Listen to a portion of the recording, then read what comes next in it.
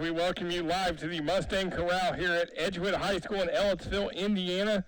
It is homecoming night for the Edgewood Mustangs as they welcome the South Putnam Eagles to the Mustang Corral. Glad you could join us for Edgewood Mustang football on Smithville Sports alongside Quinn Saturday. I am Nick Jenkinson. Quinn, we had a weather delay here, and by the time it will kick off, it will be about 52 minutes, but we're going to finally get some football in. Yeah, you can maybe delay it, but you can't stop the spirit of homecoming here in Ellettsville. The Edgewood Mustangs and the South Putnam Eagles are two hyper-explosive teams, so a little thunder wasn't going to put out any of the fireworks that they're about to throw down for us. Edgewood comes into the night 4-0, wins over Mitchell 44-30, Monrovia 14-7, Cloverdale 47-6, and last week 26-13 wins over their arch rivals Owen Valley to go 4-0 for the first time since 1984 and looking to go 5-0 for the first time in that same season. Owen Valley definitely put up a really good fight. The Patriots now have lost 15 in a row, but that didn't stop them from really making Edgewood earn it last week. So a good performance for Owen Valley, but great result for Edgewood on the road, not taking the opponent lightly and pulling out a win. And now they find themselves ranked 11th in Class 3A. Yeah, 11th in Class 3A, tied with Fort Wayne Concordia. West Lafayette is the number one team in Class 3A. Edgewood now leads that series with Owen Valley 31-17. That's the most wins against any one opponent. So, of course, it's only fitting that the most wins against one team come against your arch rival. Yeah, because usually when a rivalry is created, when you face a team a lot of times, and those two teams have battled it out for quite a long time on numerous occasions. And as we see here, this is a rivalry here that have played. This is going to be the 18th time that they will have faced. Edgewood having the 17th time, because Edgewood has a 15-1 lead in the series. Yes, South Putnam's only win came September 16, 2016, 45-13. That game was at South Putnam. Since 1997, Edgewood leads the series 4-1. They played in 1997 and 98 with Edgewood taking both wins, and then they resumed in 2016. So Edgewood's won the last two. As you see the Edgewood student section in the house getting ready for this game. But the one thing that South Putnam does that the first four opponents have not done is throw the ball. Yeah, this is a very dangerous passing team led by quarterback Riley Stone, who has thrown for 918 yards through 4 games, over 200 per, and has 9 touchdowns on the season. He's also pretty good with his legs as well, 153 rushing yards and 3 touchdowns. He has quite a few good receivers, with his main ones, Hayden Switzer and Kane Gregory, making up for all 9 of the receiving touchdowns. Both have over 250 yards and at least 15 catches as well. They've outscored their opponents 108-72. They average 27 points a game. They give up 18 points a game. Their wins come over Cloverdale 33-14, Owen Valley 32-0. They lost to North Putnam 42-21, and then they beat Greencastle 22-16. As you look at the Edgewood color guard and pep band getting ready to come out here and perform the national anthem. They'll also perform a great halftime show. Should mention that this is a big weekend here in Ellettsville. It is the annual Monroe County Fall Festival. So the kids, Edgewood is festival started last night. It will go through tomorrow night, and it will be a big weekend in Ellettsville. The band will actually be giving a free performance here tomorrow night at 6:30 for their preview of their state band competition. Of course, Edgewood won the state band championship last season. They are looking for a repeat performance for a second time.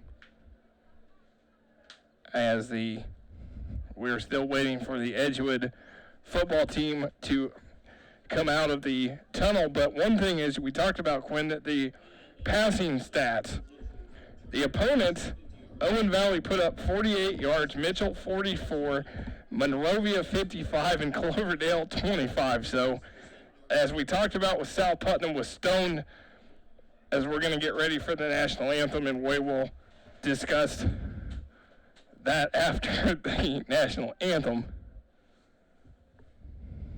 And now with our national anthem, under the direction of Mr. Aaron Wells, the Edgewood Mustangs.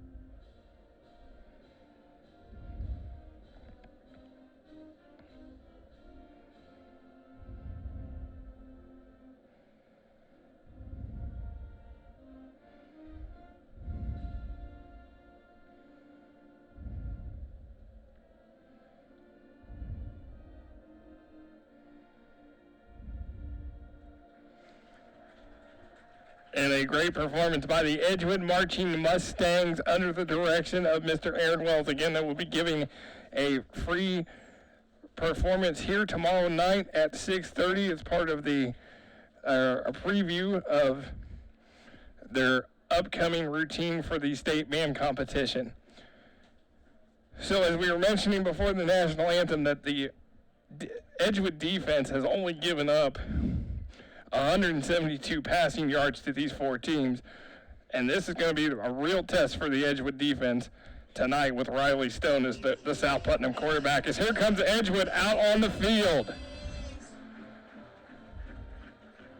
So the Mustangs. Yeah, just one thing just for comparison's sake, you said 172 yards total in those first four games.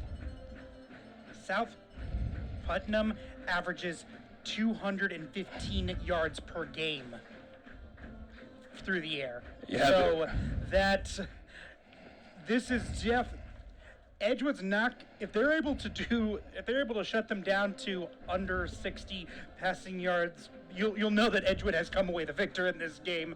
But even regardless of that, we expect that this is going to be a very tough test. Edgewood might get frustrated quite a bit, might give up a big pass play or two, but this is still a toss-up game for either team, and it's might come down to who has the ball last, in all honesty, as these two are really evenly matched. Here comes South Putnam Eagles.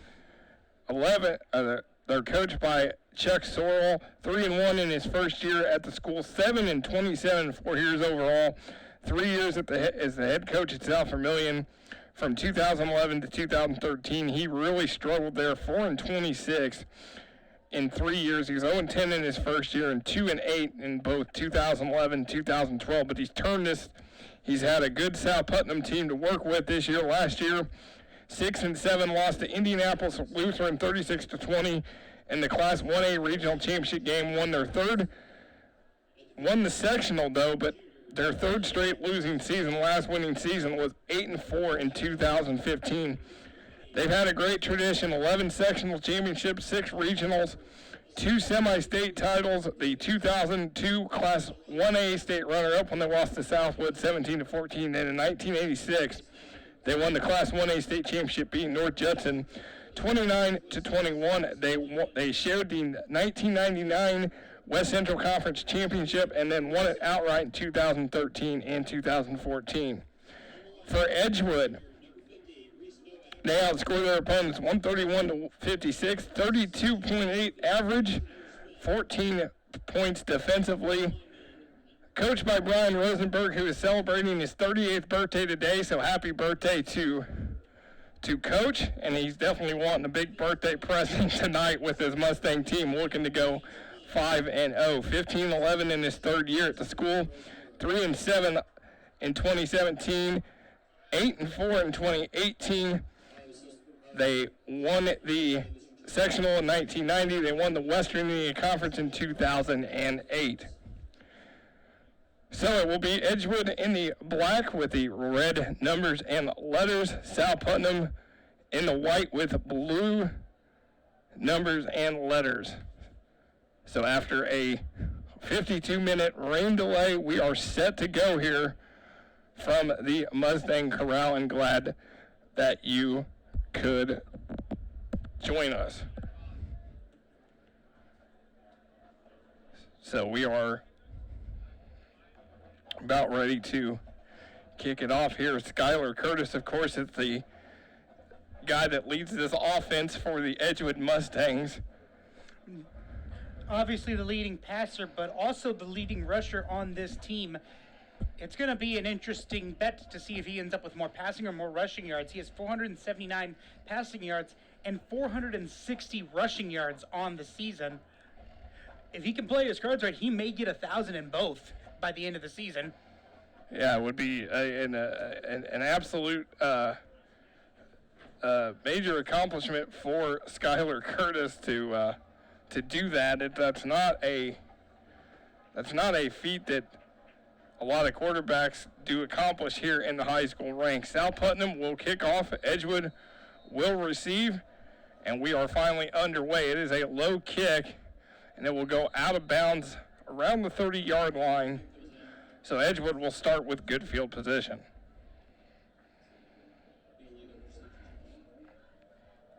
I'm wondering if that was maybe mishit or, yeah, if it was mishit, but whether it was mishit as a squib kick or as a normal kickoff, because it seems very interesting to me that they would try to go for a kick like that to start off the game. So the ball gets placed at the 36. And Edgewood will, after the 5-yard penalty for the kick out of bounds. So it'll be Skylar Curtis to run this offense, the senior for the Mustangs. He's going to start with 3 wide receivers and 1 in the back.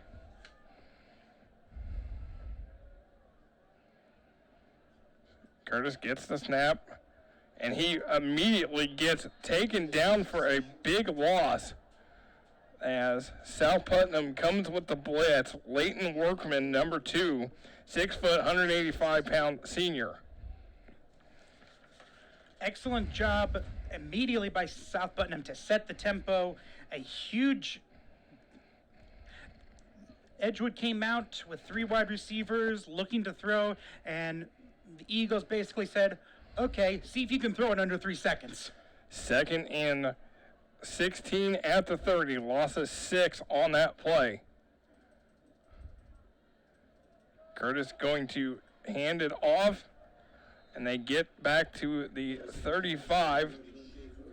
That is Brody Schaefer for the Mustangs, number 34.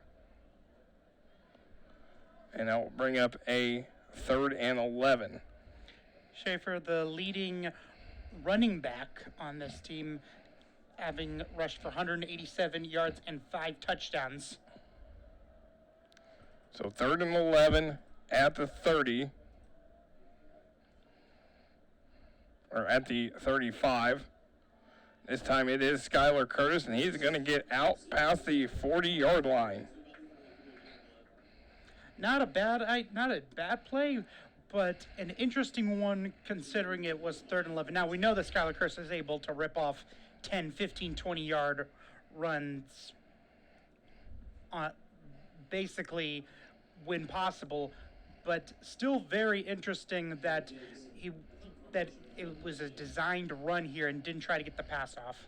Gain of 6, and this is blocked. And South Putnam picks it up, and it is going to go down toward the 15-yard line. And that is huge. The Edgewood offensive line just was not ready for that. And right away, the Eagles showing that they're the aggressor here. And you can definitely bet that Coach Sorrell probably told his team to really put a lot of energy to start this game, because whenever there's a delay to start a game, there's either two ways you're going to react to it. You're either going to be lackadaisical, or you're going to be like pumped and willing, ready to play. Ball at the 17-yard line as Riley Stone's going to go to work. He's in the shotgun. It's going to be a high snap, and this is going to be a perfect run. He's going to get to the edge, and he's going to get down near the 5-yard line. Matthew Goodpaster, number 21, the sophomore, with the carry for South Putnam. And it is worth noting that the Eagles are not one of those passing teams that have trouble running the ball, because they actually have a really good running back in Goodpaster, 246 rushing yards and 2 touchdowns. And as I mentioned, Riley Stone has picked up over 150 yards on the ground himself. So an 11-yard gain for Goodpaster, 20. Now ball at the 6. A lot of motion for South Putnam on the line. And this will be a handoff. Goodpaster trying to get outside, and he's going to get stuffed right about the line of scrimmage at the 6. I am very, very surprised that they went with with the run, because they had an easy walk-in touchdown on a setup screen for Switzer. That run. Now, obviously, that was part of a deep, kind of like a decoy. But if he would have optioned out and thrown to him, then that would have been an easy touchdown. Second and 5, or second goal at the 5. Stone's going to roll out. He's going to find a man, and it is caught for the touchdown. That is Xavier Langley, number 24, and South Putnam's on the board. And the first touchdown, not by the big two of Switzer and Gregory. Xavier Langley coming into this game, 7 receptions for 139 yards. So he's definitely been overdue for his first touchdown. Comes with 8:41 to go here in quarter number 1, and the Eagles on the board. Now the extra point.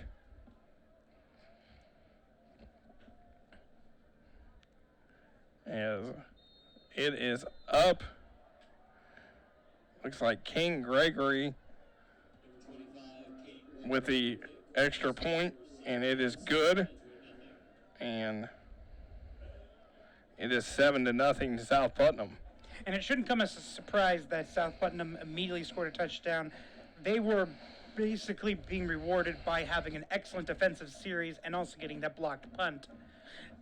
This is definitely a wake-up call right now to Edgewood that this is going to be a big dog fight that you're going to go ahead. Routine ended up getting messed up a little bit because of the lightning warning, but but Edgewood needs to regroup and get a huge drive. Don't necessarily have to score on this drive, but they need to get a couple first downs, start getting into a rhythm, because this is a very methodical offense with big play potential, but they really work when they build up drives. As South Putnam will kick off here, leading 7-0. This one is going to go out of bounds again around the 33-yard line. So that's 2 times that South Putnam's kicked it out of bounds.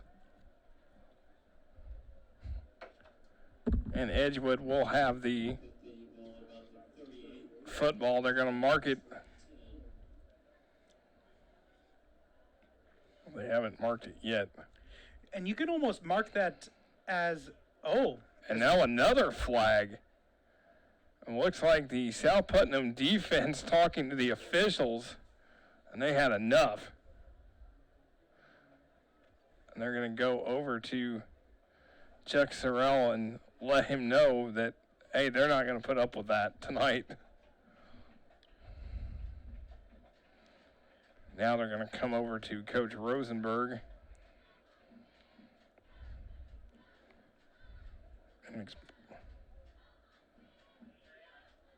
Yeah, they're trying to figure out. This is the Edgewood student section. A great crowd on hand tonight here at the Mustang Corral.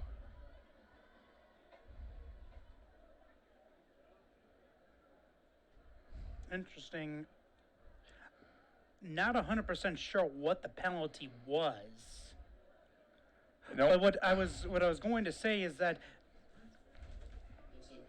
with this being the second time that they have now kind of, poached kicked it in a way, it's very evident that South Putnam has a lot of faith in their defense, that they're willing to take that shot and try to recover a kick at their defense's disadvantage because they believe in them, and they definitely paid that belief in the first drive. They're going to re-kick this, so it's going to be placed at the 35. I think they decline that penalty now. This one will go back out of bounds again, but this time it goes to about the 12-yard line. That one was definitely a different kick compared to the other ones, though, and it was kind of forced upon them because they couldn't. When you're backed up that close, you don't want to give your opponent starting field position on your side of the field. So it is going to be, well, I guess this is going to be another. Yeah, they're going to push them back instead of getting the yardage on the end of the kick. They're going to push them back even further. And this is very smart by Coach Rosenberg. If South Putnam is unable to kick that far, then they're basically trying to give them the best field position possible, and this has a higher upside for them. So we'll see if the third time's the charm, and this time it is. It is low drive taken at the 35, and it is out near the 50. And as I said, it ended up paying off. That would have gotten them to the 40 if they had accepted it, but instead they got up to around the 47-yard line. So now they're near midfield to start this drive. So Edgewood will come out for their second drive of the game at the 1st and 10 at the 47. Note that Parker Harrington is in one-on-one coverage at the top of the screen. Skylar Kerr is under center. And here's South Putt. They stack the box. They pitch it to Brody Schaefer. He's going to get to the edge and past midfield. And as you see on that play, they decided to use that single cover, that spaced, that isolated one-on-one coverage to basically give a wide open area so that there's a lot of running room for Schaefer. Mustangs into South Putnam territory is a second run of the game for Brody Schaefer. So far, 10 yards on 2 carries. Edgewood into South Putnam territory at the 48, 2nd and 5. Now you see the same thing at the bottom of the screen. Parker Harrington in one-on-one. This time it is Brody Schaefer, and he gets to the 45-yard line. See, whenever something happens where you put someone in a one-on-one situation, you're able to play with those expectations. Immediately, first thing you think is you're trying to isolate them so that they can go ahead and get it. But no, you run to that side. Now the next play, like, okay, again it's isolated. Let's go ahead and make sure that we are ready to go over there. Now we run the opposite way. It's a bunch of mind games at at this point. When it is done right, you are able to use mind games. South Putnam loves to blitz. They're going to use that as much as they can in this game. Skylar Curtis is going to keep it himself. He's going to go up the middle, and Skylar Curtis has a big block to the house. Skylar Curtis, touchdown, Edgewood. 45 yards. And maybe I shouldn't have questioned that third down call on the last drive because, as I said, Curtis can literally rip off a touchdown run at any time like that. Just an absolute excellent job of blocking both at the line of scrimmage and from his receivers in the secondary. That touchdown was like equal parts blocking at the front line, and then his receivers helping him get to that second level. And Parker Harrington had a huge block to give Skylar Curtis that big hole to the house as Andre Atkins' kick is good, and this is tied up at 7. So Skylar Curtis, 8 rushing touchdowns now on the season for the Mustangs. And I do believe that puts Skylar Curtis over 500 rushing yards on the season. Yeah, had 460 coming into tonight, so will put him over 500 for the season. Skylar Curtis last week threw for 3 touchdowns and ran for 1 against Owen Valley, and he has been, without a doubt, the guy that makes this Mustang offense click. Last year it was Levon Bellamy. This year it's Skylar Curtis. Yeah, there was definitely a torch passed between the seasons, and you definitely saw glimpses of it because even though Bellamy was the star last season, you could see those bright glimpses of when Curtis was able to take over the game on his own. Now, as the senior leader and the quarterback, it is his responsibility to rally the troops, and that was an amazing display right there, especially after South Putnam immediately took charge at the beginning. Excellent job by Edgewood to respond. As they get the ball out to the 30-yard line, last year Skylar Curtis rushing the ball, 111 carries, 622 yards, and 6 touchdowns.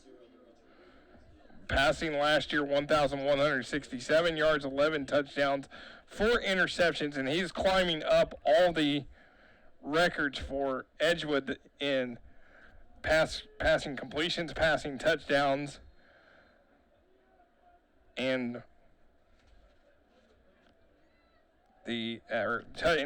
passing touchdowns, completions, and yards too. So South Putnam gets it 1st and 10 at the 29. And this is a handoff, and it is stuffed as Matthew Goodpaster is going to go down, and looks like it is a loss. There was heavy pressure on that left side of the offensive line, and basically nowhere for Goodpaster to go. It's going to be a loss of, looks like a loss of 5, as they're going to take it to the 29. So they started at the 34.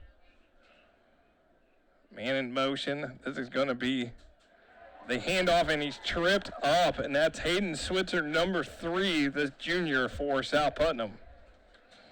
Hayden Switzer has run the ball a couple times already this season, but did not do well on that one. He had 3 carries for 17 yards on that one, but on that one, he only went backwards as the Edgewood defense was able to sniff that out immediately. Loss of 7 on the play. 3rd and 22 at the, they're going to say the 17. So here is Stone. He's got pressure. He's going to have to get rid of it, and it is incomplete, intended for Goodpaster. Yeah, Stone definitely seemed a little rattled on that pass play. he was able to eventually get out of that sack, but had kind of already committed to just throwing the check down. So, as you had mentioned, Edgewood, an amazing pass defense already so far, showing a willingness to blitz against Stone.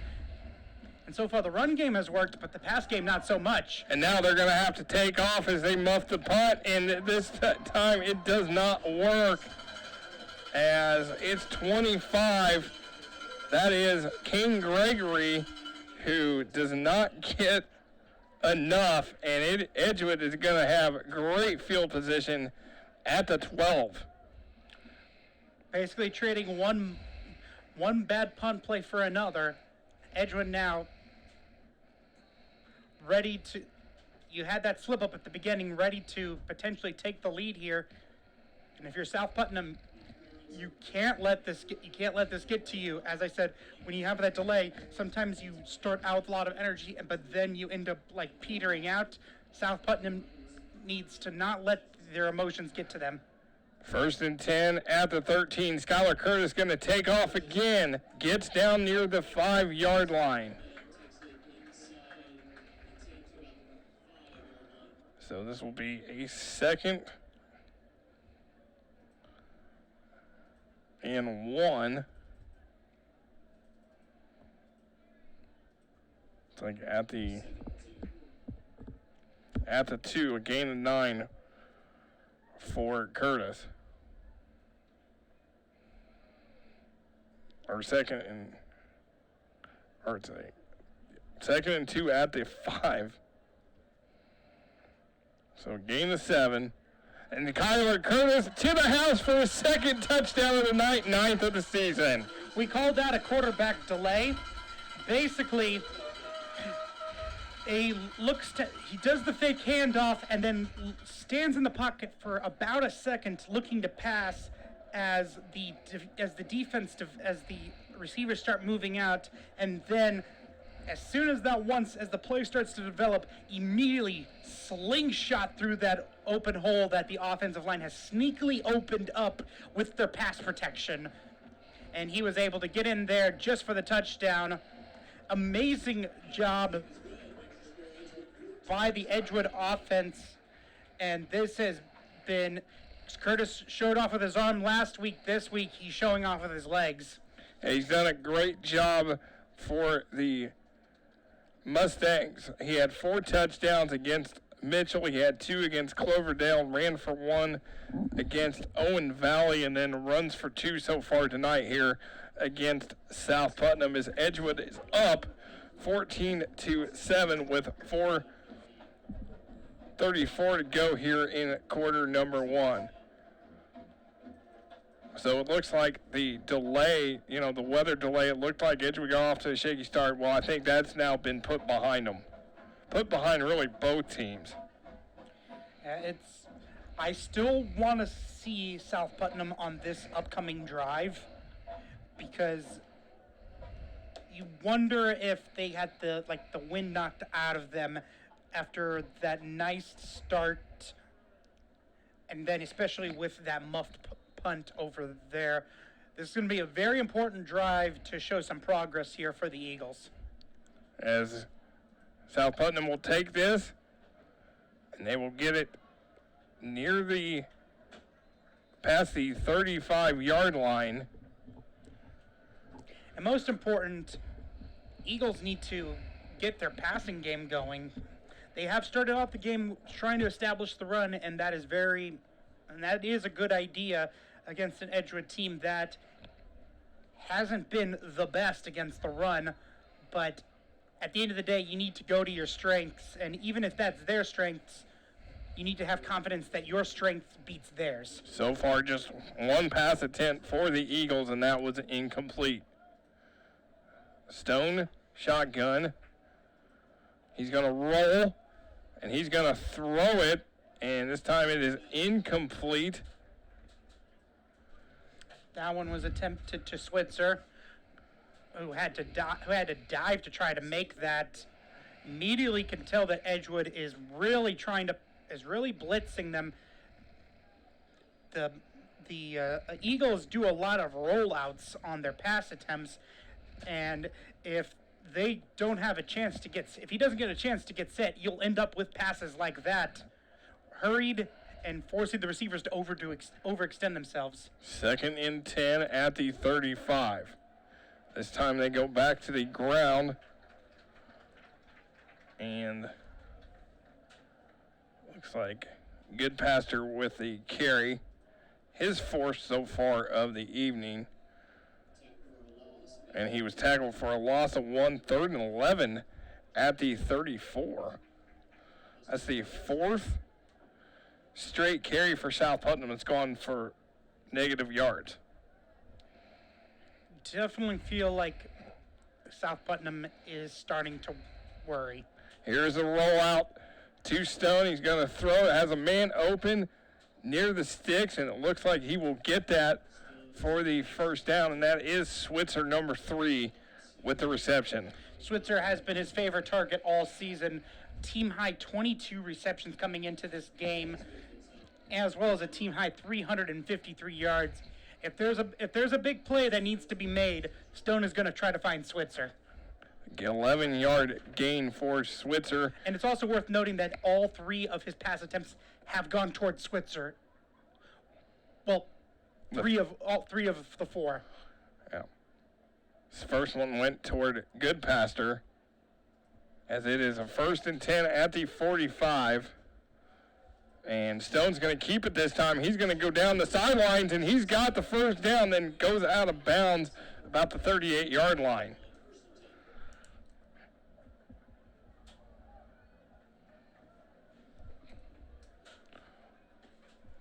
So a heads-up play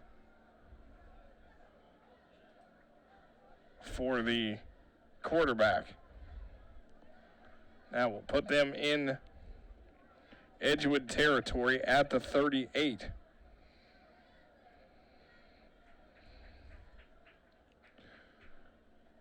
About 3.5 minutes to go here. As Stone, that is complete. That goes out of bounds. Looks like number 2, Leighton Workman with the reception.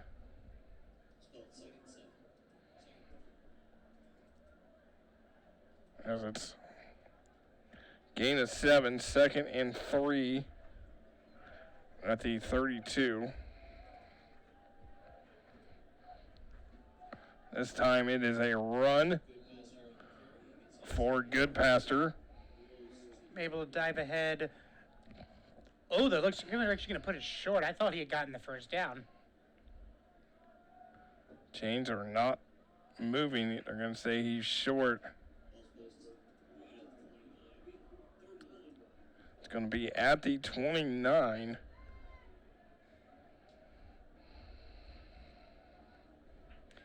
This is exactly the kind of drive that I was mentioning that the Eagles needed. And that was Stone immediately going for the QB sneak.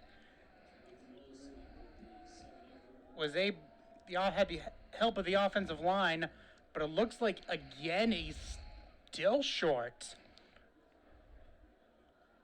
They're going to put it. Looks like they're going to put it at the 28, but it's just inches literally short. Inches. I guess we're still going to say at the 29, just below the 28. Now he's going to try to go forward, and it looks like he does get it, but Edgewood's thinking he does not. Yeah, that was a first down. What immediately Stone did, and it's a very smart thing, is as soon as he got the ball, he dove for his own lineman's legs. What I mean by that is that while everyone is trying to go over the top to try to stop him, he went under and basically snuck the ball over that first down line. Very smart run by the leading quarterback for the Eagles. So a 1st and 10 at the 27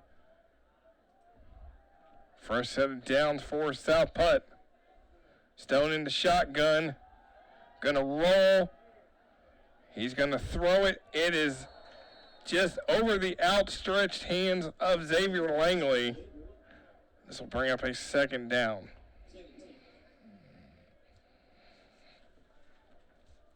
South Putnam, though, keeping this drive alive. Yeah, this is definitely the response that I was looking for from South Putnam after that muffed punt.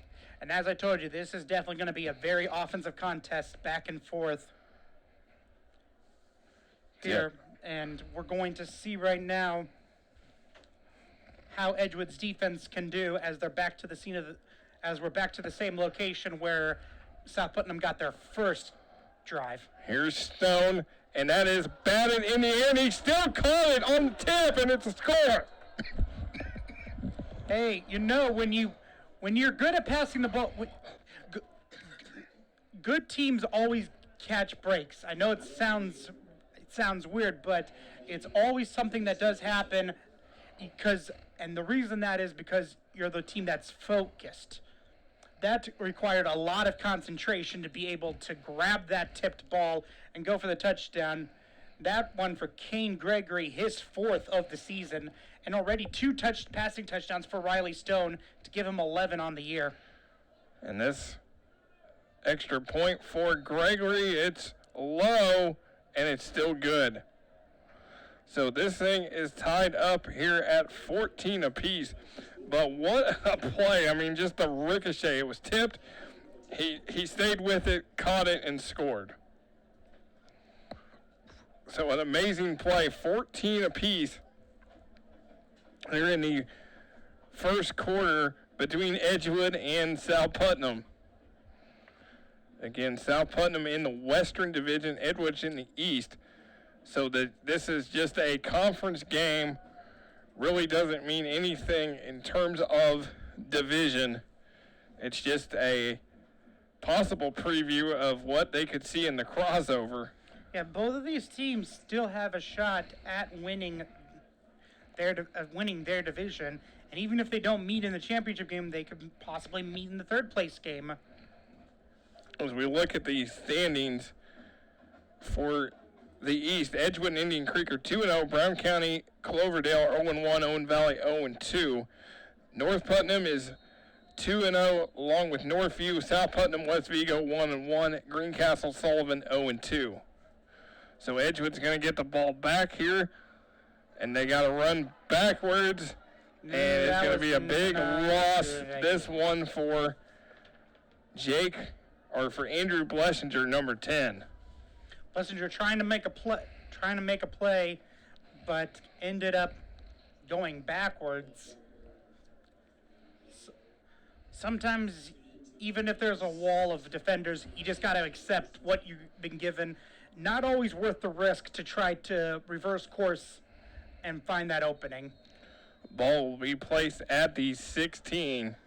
Now I'm curious to see how Edgewood responds to this after South Putnam's second touchdown. It's going to be Curtis in the shotgun. Now he's going to throw it. Beautiful pass, complete, bobbled, but handled well for 87, Jance Hunt, and that's going to be a first down for Edgewood. Great hand-eye coordination from both sides so far in this first quarter. And a very tight window that Curtis fit that in there. That is the third reception of the year for Hunt. Coming into tonight, just 2 receptions, 19 yards, and had a touchdown last week against Owen Valley. Curtis. He's got pressure. Going to try to get away, and then he's going to be brought down at the 21-yard line, sacked by number 63, Demetrius Leo, the senior for South Putnam. That's one of those situations where you just accept your losses and move on. Don't create a turnover. Remember that in the first game of the season, there was a similar play where Curtis tried to get out of that and do too much and then ended up fumbling the ball. right there, you can definitely see that he's learned from that situation, just accepting the sack there, learning to play another, to live another down. Ball is placed at the 21.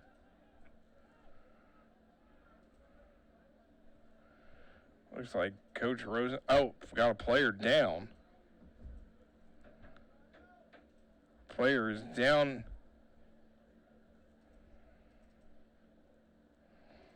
Yeah, player is down on the Edgewood sidelines, and the officials have called a timeout.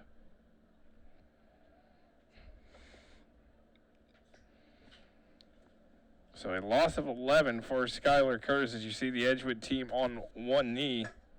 Not sure who the injured Mustang is. Oh, it is Curtis. So this is not a good sign for Edgewood with Skylar Curtis down. And it's going to be Andrew Blessinger running the offense as they've got to get a play off here. They've got about 18 seconds to go. Blessinger more than capable. And it's going to be a handoff. And it is going to take us down. Levi Bay with the carry. And that is going to be the end of the first quarter as we are tied up. South Putnam and Edgewood at 14 here on Smithville Sports. You want reliable internet from a company you can trust to be there for you 24/7. Look no further than Smithville. With our local customer service and technical support, you'll be speaking with someone who lives and works in your community. And with Smithville's fibre optic internet, your connection will be fast, reliable and secure. Call us today at 800 742 4084 to experience the Smithville difference yourself. Smithville, the only internet you'll ever need.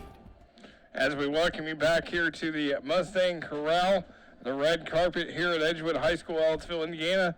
South Putnam and Edgewood tied at 14 apiece. Glad you could join us for Edgewood Mustang football on Smithville Sports. Alongside Quinn Saturday, I am Nick Jenkinson. And Quinn, an entertaining first quarter to say the least. Yeah, we had to wait a while, but we were given the promised fireworks in that first quarter. Couple of muffed punts led to quick touchdowns, and then two really good drives otherwise.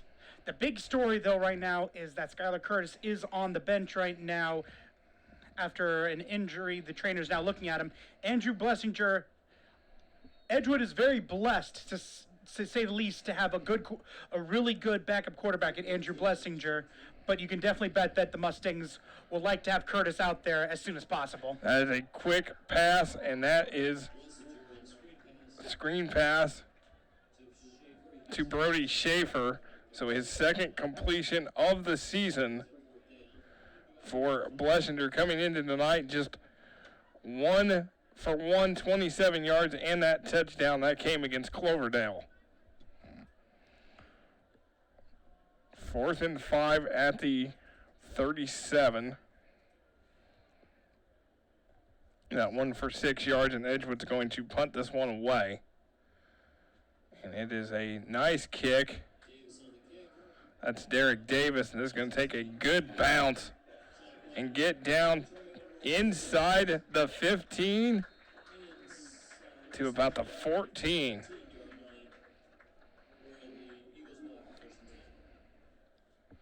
So South Putnam will have the ball 1st and 10 at the 15. Really great drive from Riley Stone in particular for the Eagles on the last drive. Both his arm and his legs did an excellent job leading the Eagles to tie the game right before the end of the first quarter. We'll see what he can do right now. 1st and 10. It's going to be a handoff, and this is going to be taken down. That is Goodpaster with a carry. Looks like he will be brought down for a loss at the 13, 2nd and 12.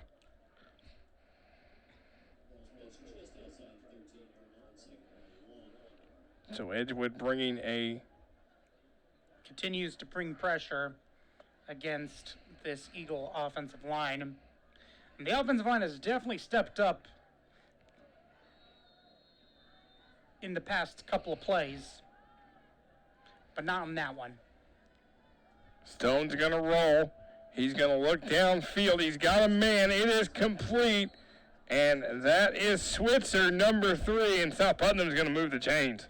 That was just an awesome outpost route, basically just cutting in between the linebackers and then curving around the corner, and a beautifully placed pass by Stone.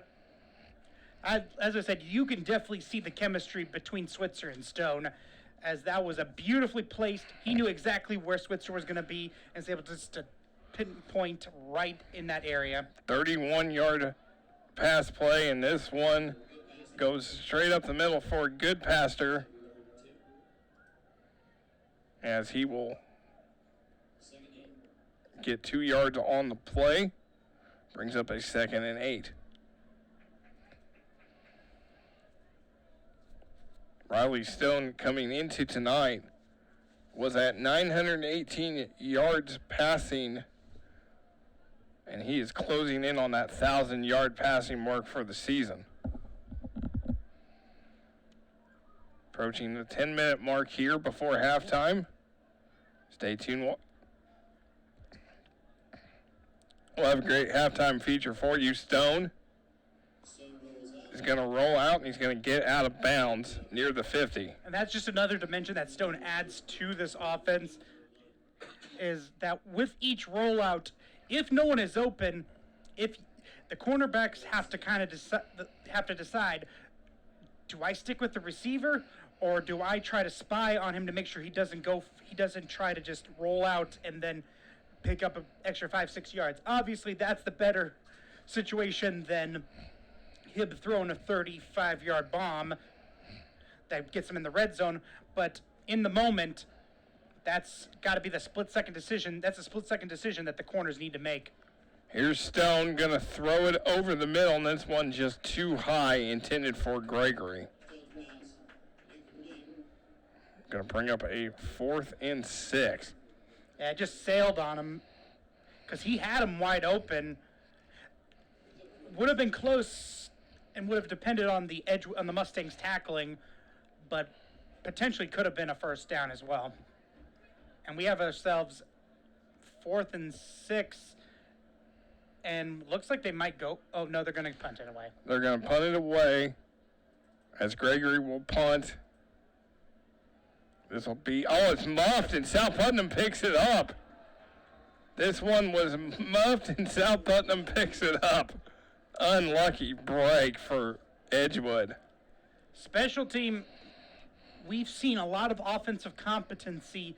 Special teams has been a little bit more suspect for both sides, as that is a really huge break. Now, on that play, not really much you could do for it, just unable to reel it in.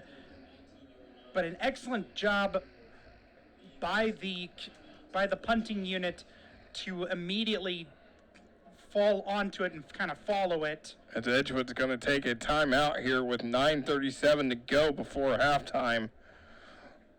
With the score tied at 14, Coach Rosenberg is not happy after that. So it will be 1st and 10 for South Putnam at the Edgewood 19-yard line. Eagles. And basically you could just trade away that punt for just a long pass play. I mean, this is, like you said, this is a back and forth. This is going to be a knockdown drag out, as you see the Edgewood student section. Very good crowd on hand tonight, despite the delay. Homecoming night, the alumni night for Edgewood football team, as a big weekend here in Ellettsville with the Monroe County Fall Festival going on as well. Started last night, will go through tomorrow. So a huge weekend for Ellettsville community, as the band will, of course, perform at halftime and have a free performance here tomorrow night at the field. Of course, temperatures today were in the mid to upper 80s. It's cooled off a bit with the delay, but another beautiful night for football here in South Central Indiana. This is a handoff, and that's to Goodpaster, and gets a couple yards to bring up a second down.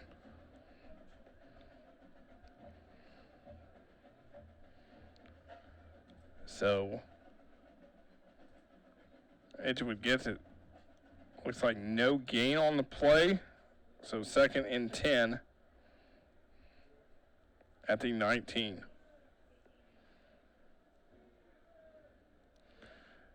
Edgewood has been able to settle down defensively.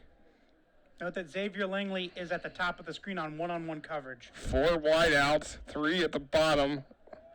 But Stone's going to look to the corner, and this one over the outstretched hands of Workman, number 2. And quite a few of these have been overthrown, and it is worth mentioning that even though this is a really good passing offense, it's also a passing offense that takes a lot of shots and doesn't always work out for them.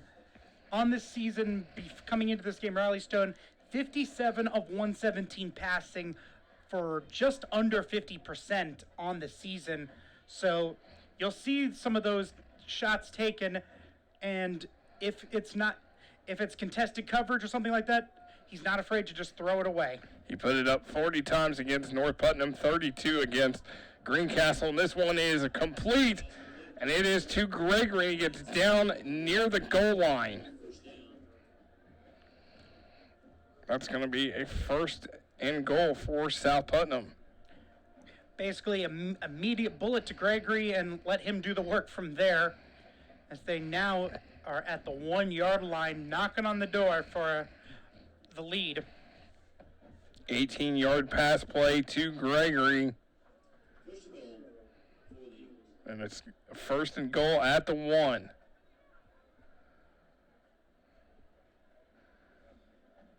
Play clock is at 7. Stone's going to hand it off. And it doesn't. Goodpaster gets the carry, but he's going to be stopped short of the goal line.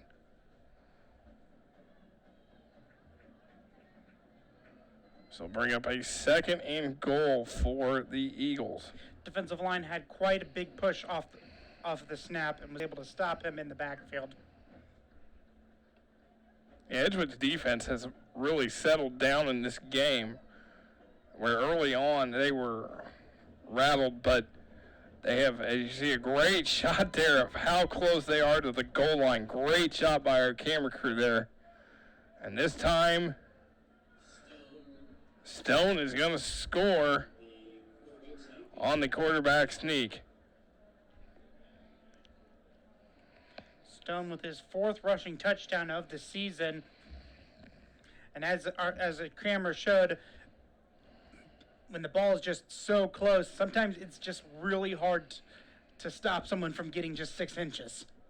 Yeah, rightly so. And the quarterback for South Putnam, I mean, all you need is that, like they said back in the old days where Reggie Bush, the Bush push against USC against Notre Dame, where he got a lot of help from the USC players, as Gregory's extra point is good, and it's a 21-14 lead. So 21-14 South Putnam here. 7:48 to go before halftime. Stay tuned. We'll have a great halftime feature for you. As it's I felt like this game was going to be a possibly high-scoring affair, and so far it's lived up to that with 35 combined points here before halftime. Yeah, 2 very explosive offenses, both averaging in the 30s on the season. No reason not to think that this game wasn't going to involve a lot of scoring, and we have been given what was advertised. Game was delayed almost an hour because of weather before the game, and now as we're getting toward the end of the first half here. 7:48 to go. So South Putnam, again, comes in. You know, it's a 1A team against a 3A team, but, you know, sometimes that doesn't matter. It's really just kind of a war of attrition. There's a reason why that they're both in, even though the location has a lot to do with it, there's a reason why they're in the same conference. They wouldn't be up to if they weren't up to the test. As Edgewood's going to take this out, trying to get to the outside, and then he gets down toward the 30. That's Brody Schaefer with the return. So a 1st and 10 at the 30-yard line for the Mustangs. And good news for the Mustangs and the Mustang fans, Skylar Curtis has checked back into the game. That's a very good sign for Edgewood, because that's a kid that cannot go down for the Mustangs. As looks like they're going to move him back. They're going to move it. They're going to move Edgewood back to the 25 Looks or like to there the was a 20. late flag that was a hold on that return. So they're going to move Edgewood back to the 20. As you always see Harrison Pittsford break the huddle first to get up to the football. 3 receivers bottom of the screen. Curtis back in. This time it's going to be quick, and it's incomplete, intended for Shane Wickens, but Hayden Switzer had his hands on it. That was the wide receiver instincts catching in. Switzer, we had actually seen it earlier in the game, him dive for a pass, basically almost a duplication of that on that play, nearly got the interception. Curtis maybe putting a little bit too much faith in that pass, trying to fit it through a little bit too tight of a coverage. Play clock at 8, 2nd and 10. Curtis going to the far side of the field, a slant pass complete to Parker Harrington. Harrington has done very well this season on slant passes, including his 1 touchdown on the season. They like to run him on that specific play. That time the Eagles were able to get him for only a modest gain of 7. So 3rd and 3 at the 27. Parker Harrington, the leading receiver on Edgewood. This time another screen pass is complete to Brody Schaefer, and he gets to the 30. It's going to be very close to the marker. Yeah, and they're going to give it to him. and the key to that was Schaefer, instead of was the way that Schaefer angled that. When he caught that, he immediately angled around his blocker, because if he just wouldn't gone straight forward, he would have been 1 yard short. So fresh set of downs for Edgewood. 1st and 10 at the 31, approaching 6.5 to go. Curtis going to roll out. Going to try to find Wickens, trying to make the one-handed grab. He can't hold on to it. Yeah, that was quite a high pass, and in all honesty, probably one that was not the initial read, but more of a, I need to get this out because there's somebody chasing me, because that play would have only gone for about like 3 or 4 yards. 2nd and 10 at the 31. Of course, South Putnam loves to blitz, and they're going to bring it as much as possible. 4 receivers. Curtis, that is Harrington, and a flag on the play. Intercepted by Kane Gregory, but as you said, it looked like Harrington was pushed out of the way, so this might be a pass interference call. Pass was intercepted, Officials discussing that. There you see a great shot by our crew of the officials discussing the play. Here comes the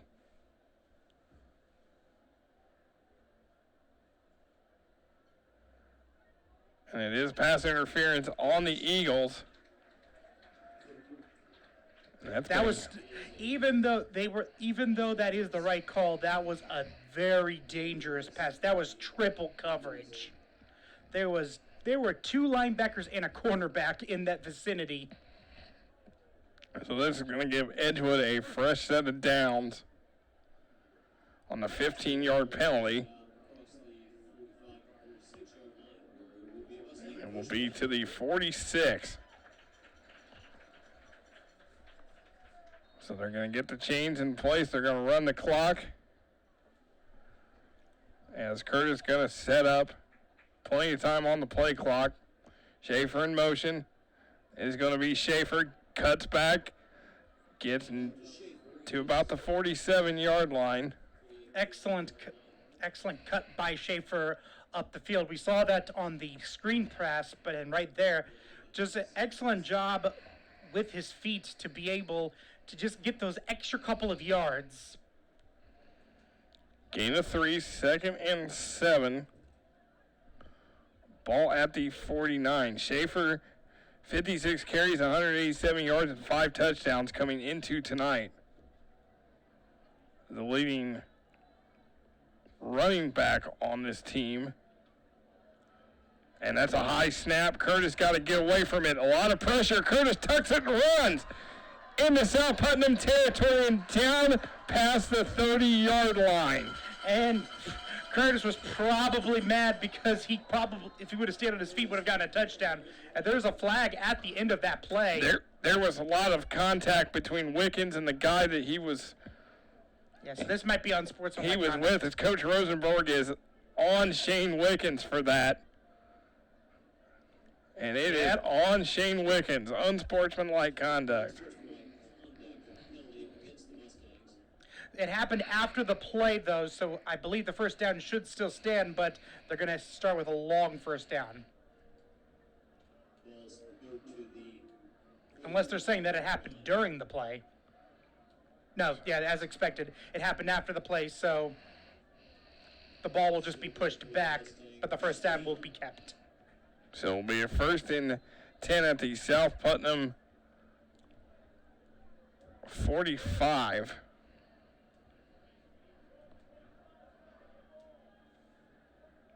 As approaching the 5-minute mark here before halftime.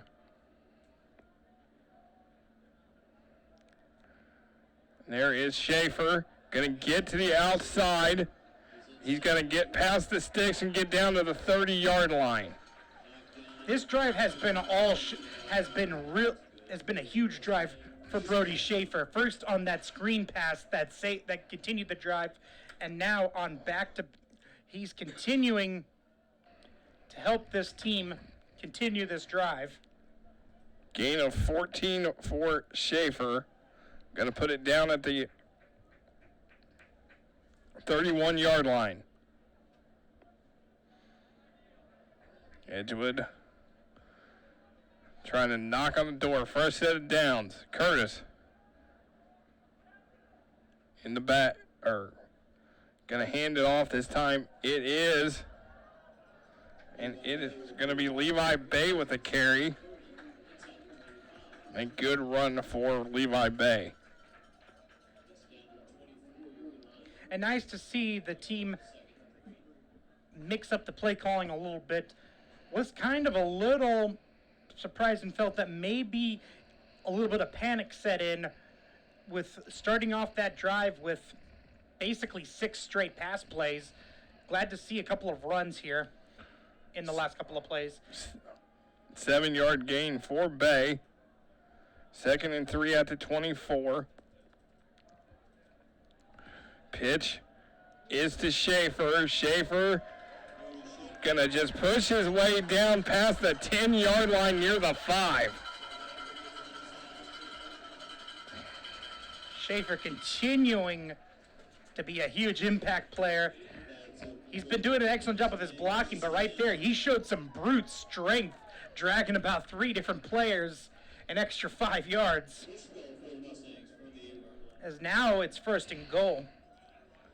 1st and goal at the 8-yard line after a huge run for Schaefer of 16 yards.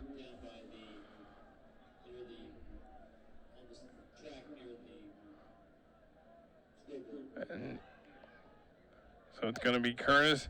It's going to be to the edge. This is going to be Levi Bay for the touchdown. And that'll be his first on the season for Levi Bay. So Levi Bay gets Edgewood within 1, 21-20.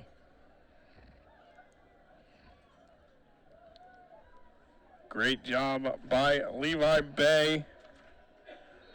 He had 71 yards coming into this evening. Andre Atkins will try to add the extra point. And it is off the freaking uprights. No good.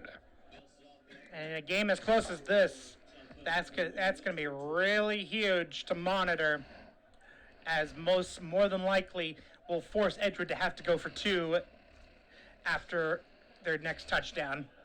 And he has struggled in extra points this season, coming into tonight 12 for 17. So that is something that they are going to have to work on in practice with Andre Atkins' extra points.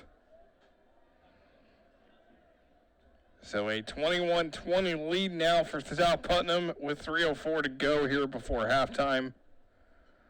And this is a very, very important drive for 2 reasons. One, because South Putnam still has the lead and would like to make sure that they keep this lead going into half. 2, if they can get a score here before half, they get the ball to start the second half. So, they could push this up to a 15-point lead if they play their cards right. Here's a run, and this is Hayden Switzer, number 3, and he's going to get out past the 35, near the 40. The Eagles have all 3 timeouts still, while Edgewood has 2. So expect the play calling to probably stay the same, with just a little bit more sense of urgency. Very important for both teams as the ball is at the 39. And for Edgewood, they cannot allow the Eagles to get a score right here, or at least in the half and on a score. There is a run for Goodpaster past the 40. Second brings up a 2nd down.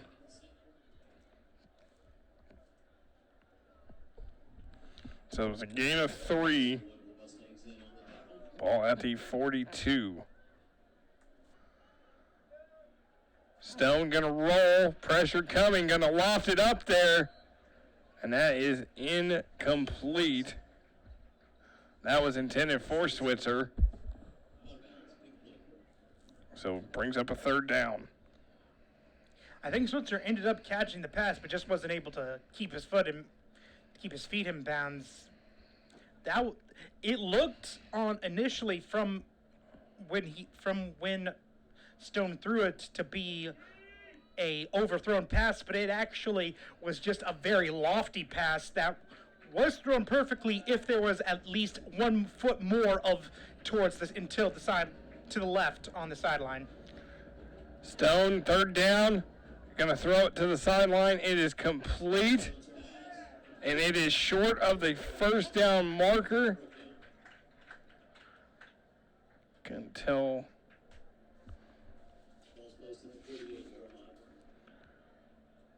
Looks like Xavier Langley with the reception. And this is going to be very interesting. We're near midfield, 4th and 1 right now. I don't blame Coach Sorrell for going for it right now. Ball is at the Looks like and it's going to be a timeout for South Putnam. And a first timeout for the Eagles here with 1:43 to go. And it comes, I think that was a very wise timeout to take for South Putnam. Coach Sorrell in his first year at South Putnam was a coach at South Vermillion for a couple years, but has done a nice job with the South Putnam team. And remember, Riley Stone just a junior, so he's coming back for another year. And this is a team that's going to be, and Switzer's also a junior, so is Langley, and Goodpaster a sophomore, so a lot of underclassmen on this team. You got most of your skill players coming back next season. Definitely a team that best football is still ahead of them, no doubt about it. But a team that can still has the keys to success now as well. A lot of season still left to play for both teams. 4th and 1. This is Goodpaster. He's going to get past the first down marker and across midfield. And they keep this drive going. On such a high-flying team with such a outstanding vertical passing game, Goodpaster does a lot of the dirty work right there, and you just saw it right there on getting those for a few yards. Stone's going to loft it up there, and in double coverage to Switzer, it's incomplete. If there's one thing you can take away from this first half, if this is the first time you're watching it, is that Stone basically trusts Switzer with any pass he throws to him. Doesn't matter if he's covered by 1, 2, 3, 5, 10, 11 players. If he sees an opportunity to pass to Switzer, he's going to. As you mentioned, he throws the ball quite a bit. Threw it 40 times against North Putnam earlier this season. Ball at the 46. Stone gonna roll. And now he's just gonna tuck it. He's gonna try to get a blocker, and he's just gonna get out of bounds near the 40-yard line.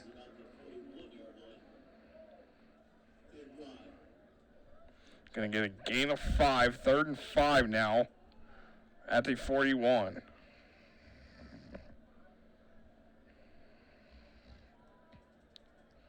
And still have those 2 timeouts left as well.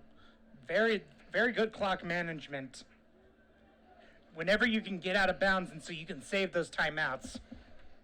Yeah, that's a sign of, a good leader, like I said, knows where to go, and he's signaling his guys to get him blocks, and they did that. He's looking to the sidelines again, but he is going to get taken down for a big loss. And this is going to be this is an interesting conundrum right now, as Edgewood immediately takes the timeout. That's going to, because I was going to wonder, in this kind of scenario, if you're going to try to run out, because this is a 4th and a little too much to chew, basically, even for this offense. But Edgewood basically forcing it. They will get the ball back with 1:06 and with 1 timeout left. And the ball will be at the South Putnam 49-yard line.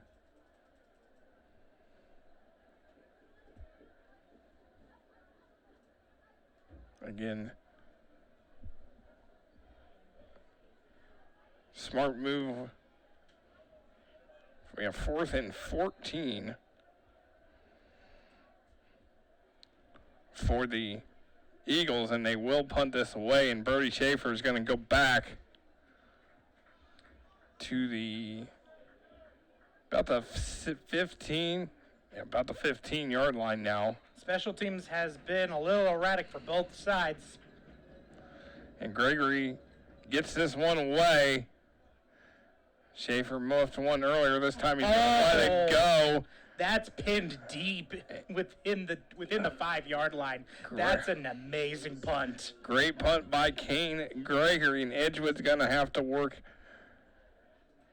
deep in their own territory with just about a minute to go before halftime.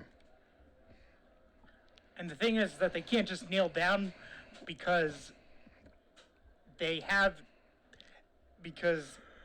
Eagles have 2 timeouts left.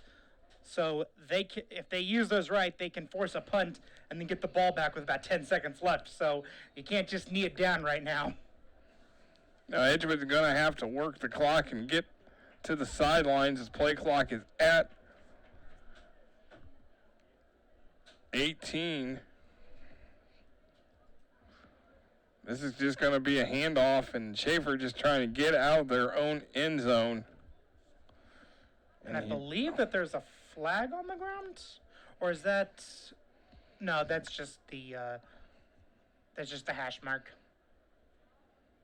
The field playing tricks on my eyes. Of course, it is a red field, and it's the only one in the state of Indiana. As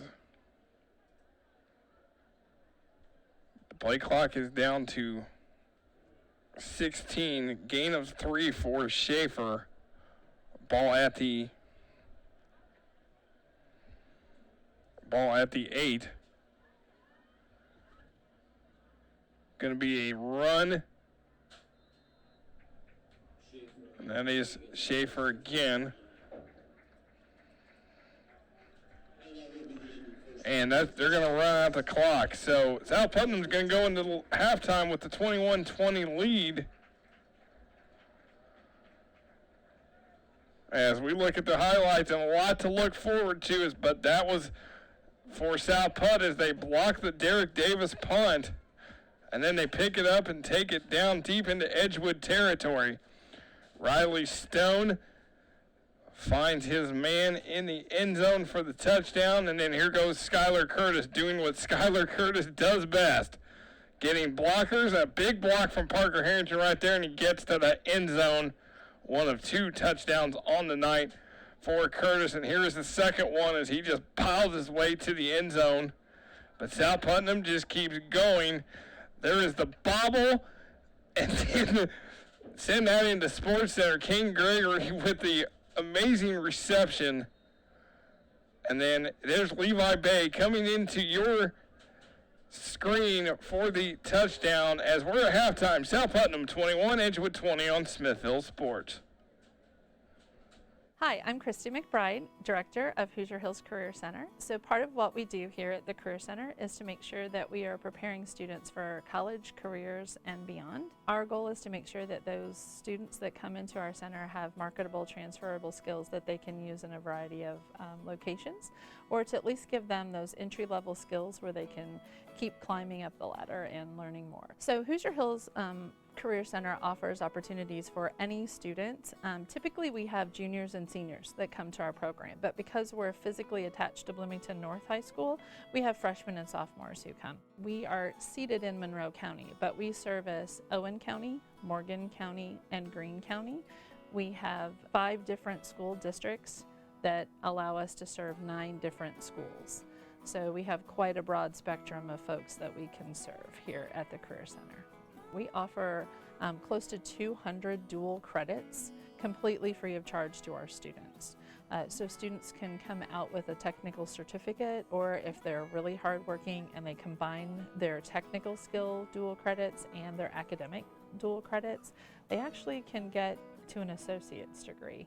Last spring, we were awarded a grant that is through the Department of Workforce Development called the Skill Up 3 grant.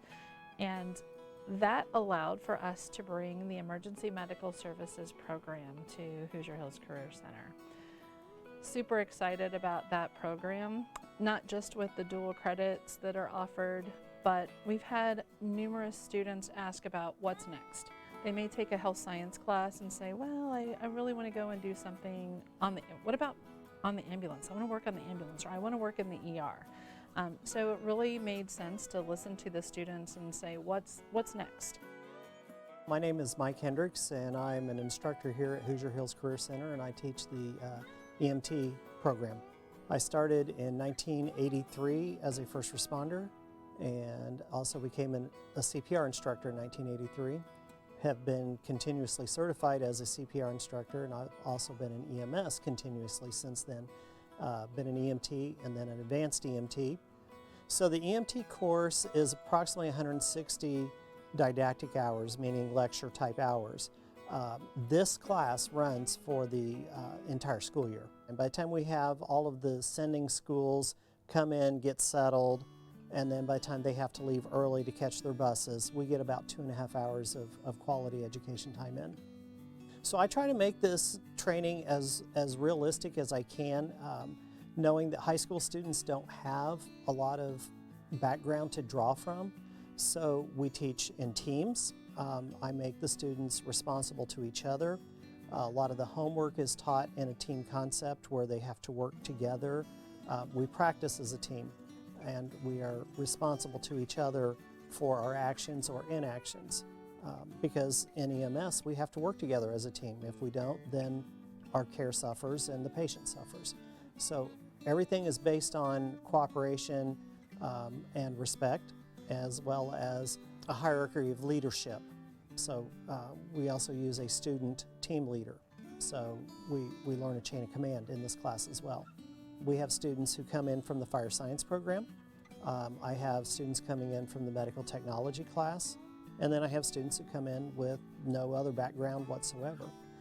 When they leave the program, I have students who will go to college and use this for allied health, such as respiratory therapy. I have students who will go into nursing. I've had students go into the military and use the program there.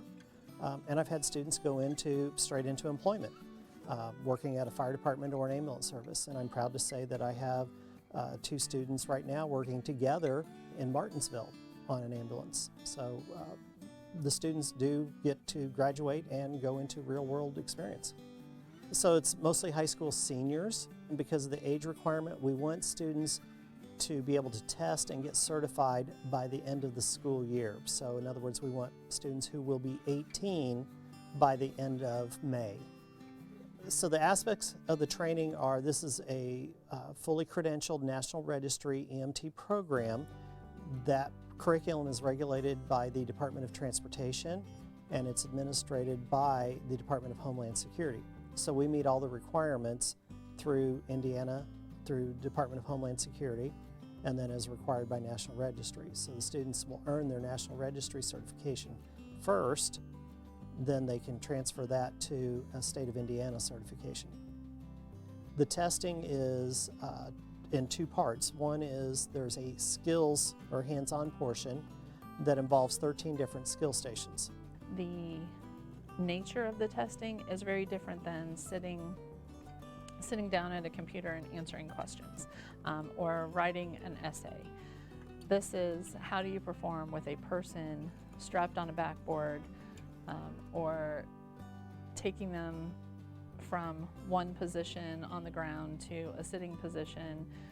It is just a very different type of testing environment. The second part is there's a written test that's on a computer, and the computer is predictive in its analysis of whether a student or candidate will pass. And within the first 12 questions, that National Registry exam will know if you're going to pass or not. And it can take you from 70 to approximately 120 questions. Mr. Hendricks, our teacher, just cares a whole lot about every single student. He wants everybody to pass. So he'll do anything he can to help. The advantage of taking the training here in a career center setting is the students or the candidates are getting the training now while they're young, and so potential employers such as the fire department are not having to pay for that training. These students graduate with their credentials, so they're already employable. They're ready to work.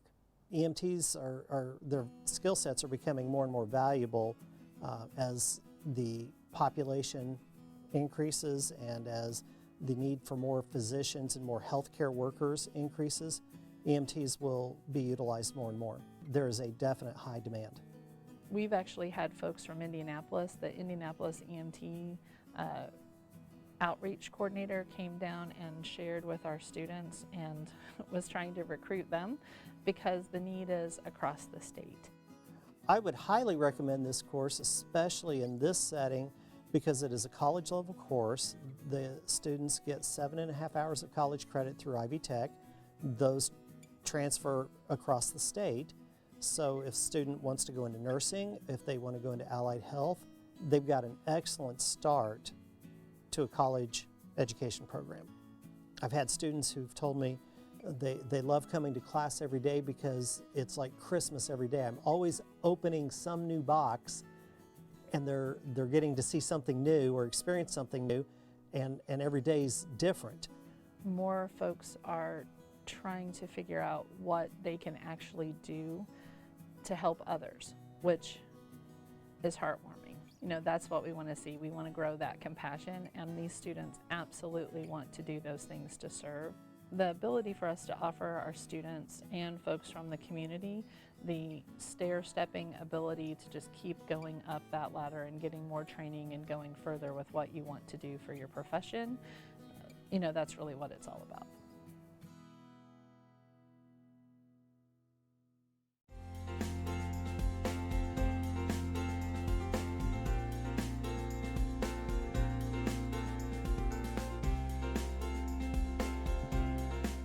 My name is Tony Shantz, one of the owners of Legacy Living of Jasper, here where we offer senior services for folks that are needing independent living, assisted living, and memory care services. It's very unique, particularly for Southern Indiana. What we're bringing is a senior living community that typically you would only see in the big metropolitan areas around Indianapolis, Cincinnati, Louisville. And so what we have here is state-of-the-art independent living townhomes with gorgeous views that also have amenities that keep people independent and can enjoy independent life as long as they possibly can. And then we also offer a continuum of care in our main building where we have independent and assisted living apartments for residents that need more routine services, either on a daily or weekly basis. And then from there, we also offer our third service line is our memory care residences, where folks that have Alzheimer's or dementia or some form of those two diseases, we have specially trained folks that are on our memory care area that facilitate the needs of those people throughout the day. We really pride ourselves being able to serve under the assisted living umbrella and to offer high-end amenities such as a true dining experience that's open from 7 a.m. to 7 p.m. at night, where people can order breakfast anytime throughout the day, a lot like you can at Bob Evans or Cracker Barrel. It really takes senior living to the next level. People socialize more and more. They want to be able to socialize outside of their residence, whether it's their townhome or their apartment. But our monitoring of their care needs doesn't stop inside the apartment or townhome. So it gives people the flexibility to mingle outside and enjoy the outdoor amenities such as our outdoor kitchen, our outdoor fire pit area. Give folks the peace of mind that they can, Mrs. Smith in one townhome can go visit one of her friends in another townhome, but on the way, if something would happen, she knows that she can press her pendant and we're there in a minute's notice. And that's one of the things I think that Smithville helps us by giving us a large bandwidth that we then distribute out to all of our customers here at Legacy Living of Jasper. And they have Smithville's technicians on the back end always there at a minute's notice to make sure that it does work, gives everybody peace of mind. We being experts in senior housing, which includes independent and assisted living, and not necessarily the long-term care in terms of what the nursing home operators provide, there was a huge need because folks that unfortunately need true assisted living services were being forced to move into a nursing home operation, and thus being put in a more institutional setting, where we offer a purely residential setting, but we're able to offer nurses and nursing assistants an opportunity to do what they went to school for, really enjoy working with the residents that we're all there to serve, but more importantly, just to sit down, talk, listen, and be part of their family. It was really important for us as a senior living operator to have a provider of fiber optics, in this case Smithville, to provide our Wi-Fi and telephone services, because seniors nowadays are more attuned to smart devices such as iPhones, iPads. They're Skyping family members across the country. And so for us to be fortunate enough to have Smithville here in Jasper, Indiana, and I believe, to my knowledge, we're one of the first, if not the first, senior living community that's all fiber fed, is just, it's extraordinary, because myself as an owner and Teresa and her team that lead the property here on a daily basis, we've been surprised in a way just how good the services are. We have a number of residents that moved in since May 1st of this year that are very astute in terms of their abilities using a computer or smartphones or iPads, and so far they've been thrilled with it. Smithville was the only provider in the area that could meet all of our needs. There were other providers out there that, yeah, they could meet our needs on one avenue, but not the other. Smithville is definitely a one-stop shop.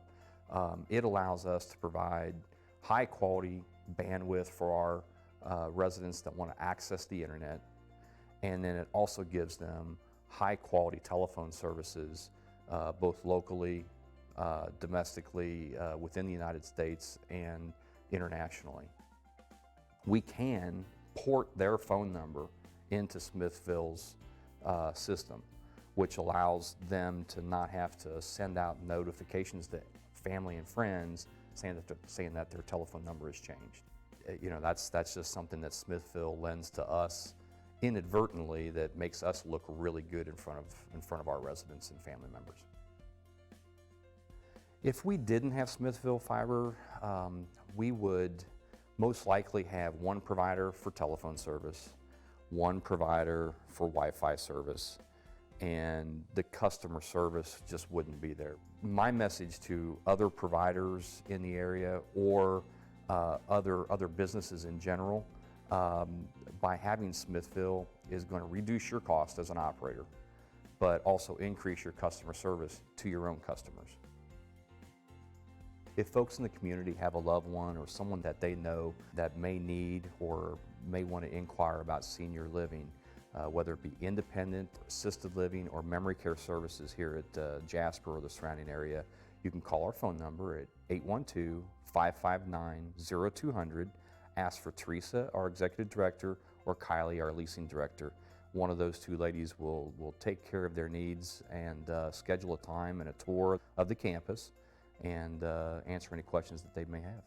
We're located here on the west side of Jasper. The address is 1850 West State Road 56, right across the street from Shiloh United Methodist Church.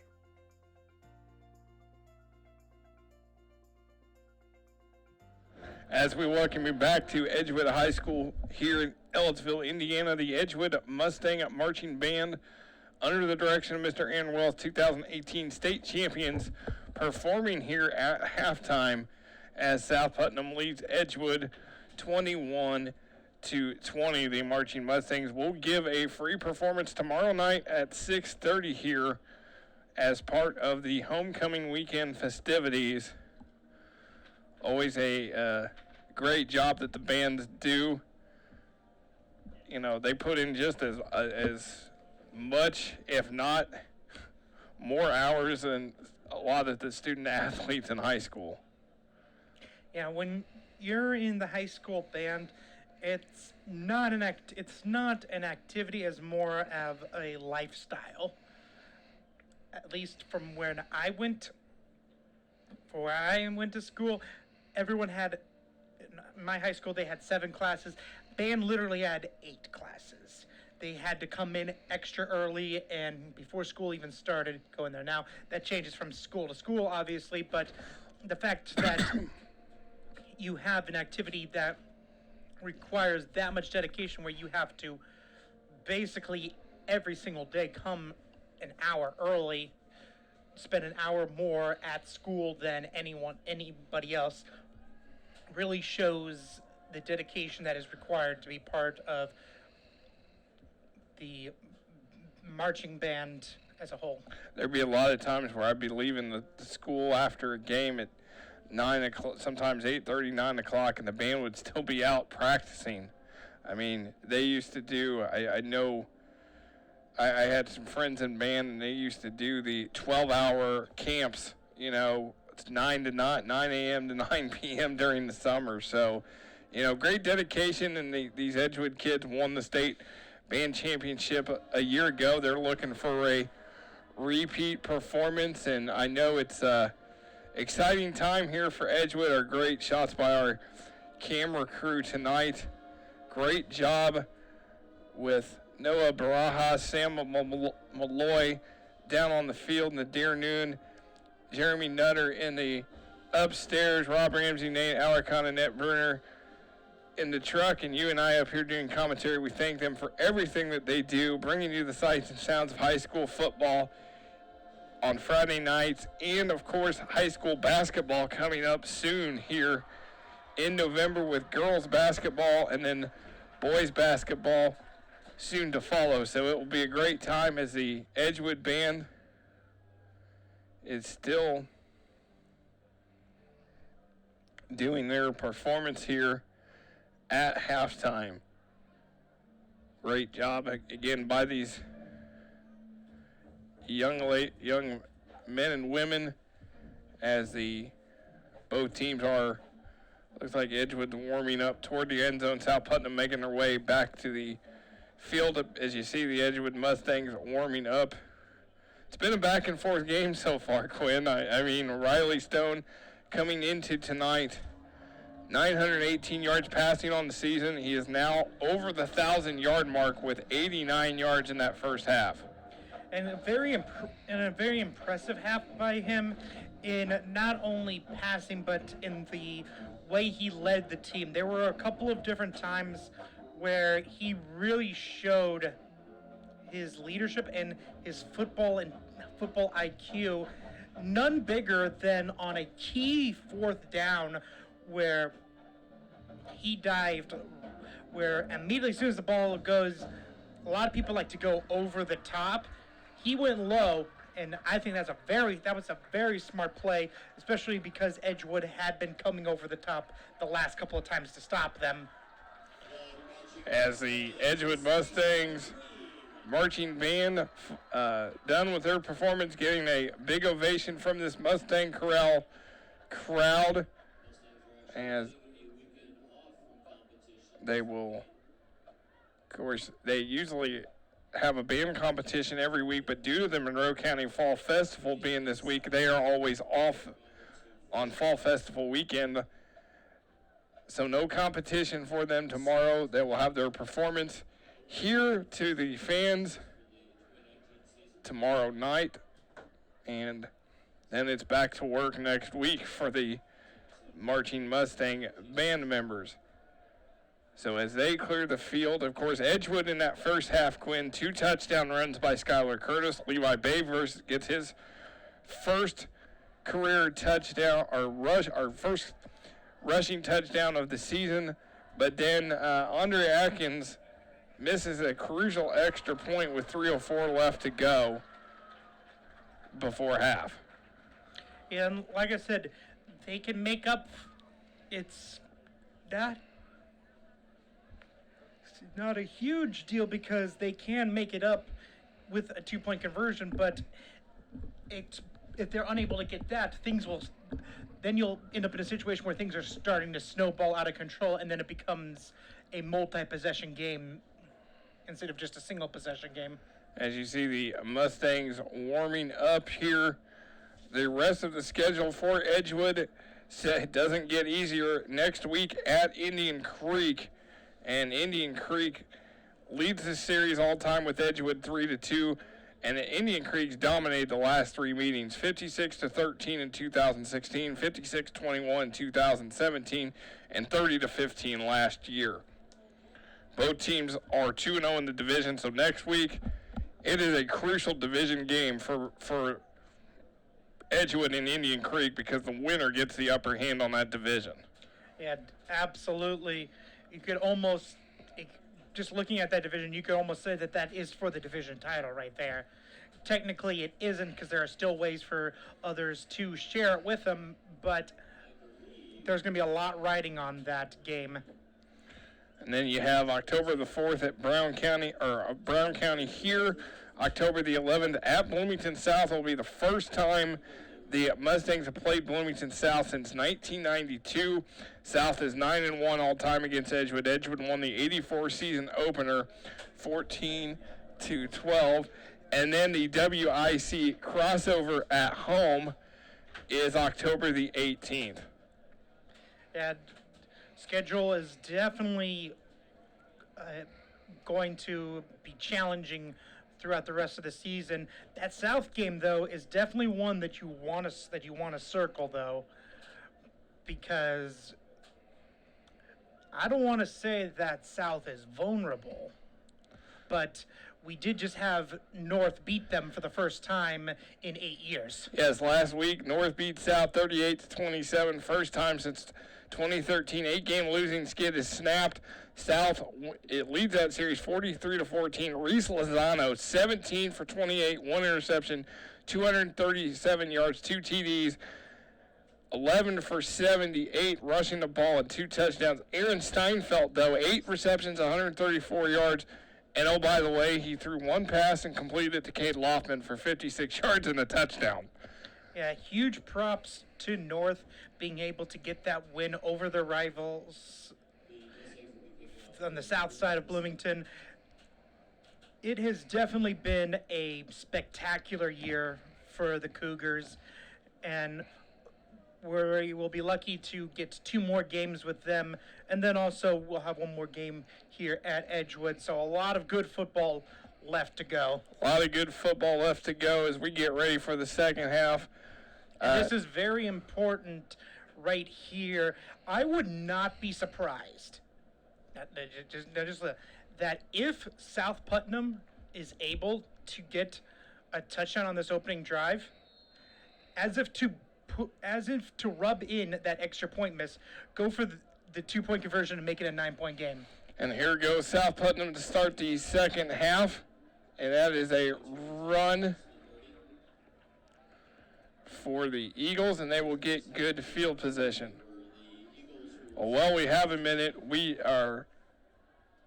just want to recognize the new boys coach here at Edgewood High School, Matt Wadsworth. He is just listening into our broadcast, comes from Whiteland High School. Of course, we're familiar with Coach Wadsworth because Whiteland played Bloomington North a few years ago, but he just stopped in to listen to us here for a little bit, and of course, we're on YouTube too, so you can search Smithville Media to catch our games. So, welcome, Coach, as he gets to get a taste of what he's going to hear throughout the season for us, as we're going to get to do some Edgewood boys basketball as well. Coach Gary Sims retakes over the Edgewood girls program after 1 season off. So we're back to action, 2nd and 9 for the Eagles at the 34-yard line.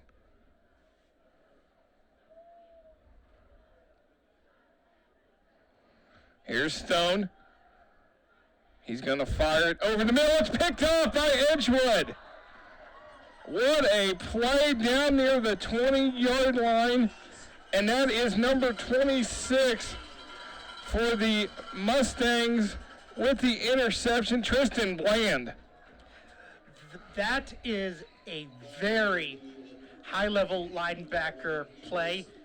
Basically, he was sitting back in coverage, watching the quarterback the entire way, and as soon as he saw that the pass was going to, and as I mentioned, Stone gets a little careless when trying to throw to Switzer, able to come in and intercept that ball. Tristan Bland has done that on occasion throughout his career, and now it is 1st and 10 at the 21 for Edgewood.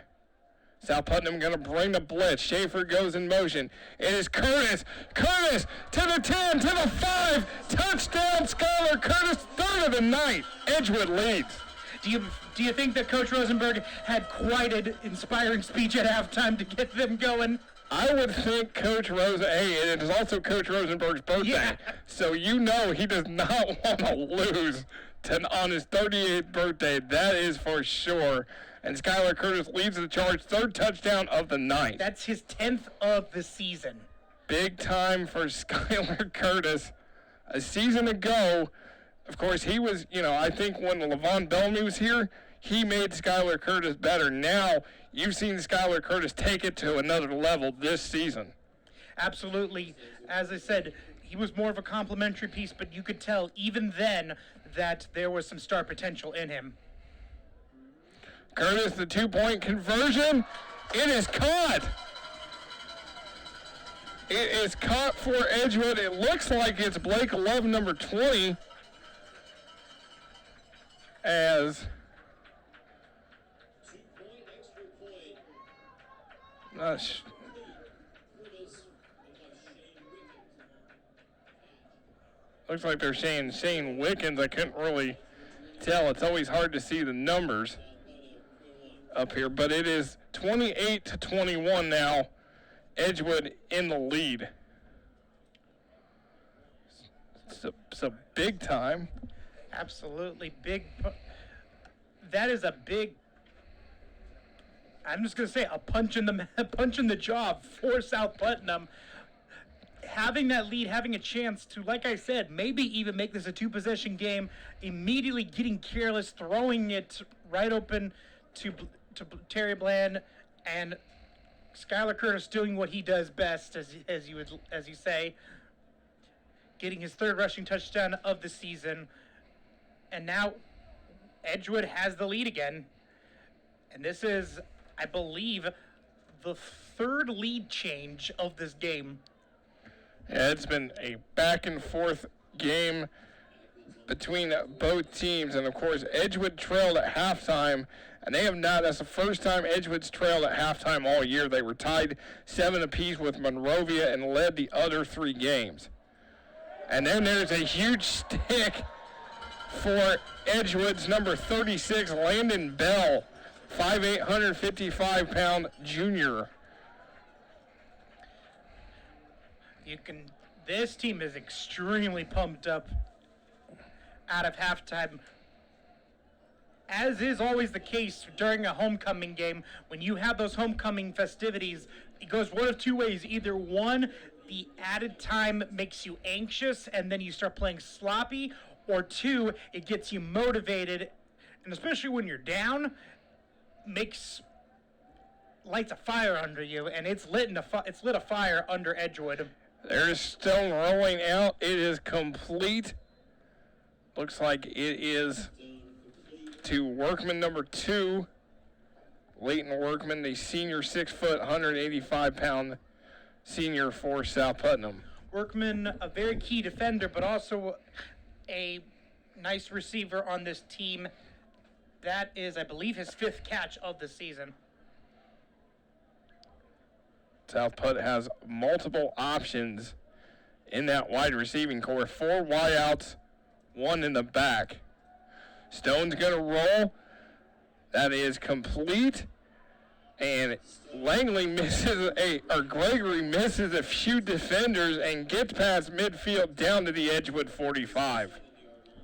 Amazing response. This is the 2nd time that we have seen South Putnam immediately respond with some great plays after an Edgewood touchdown.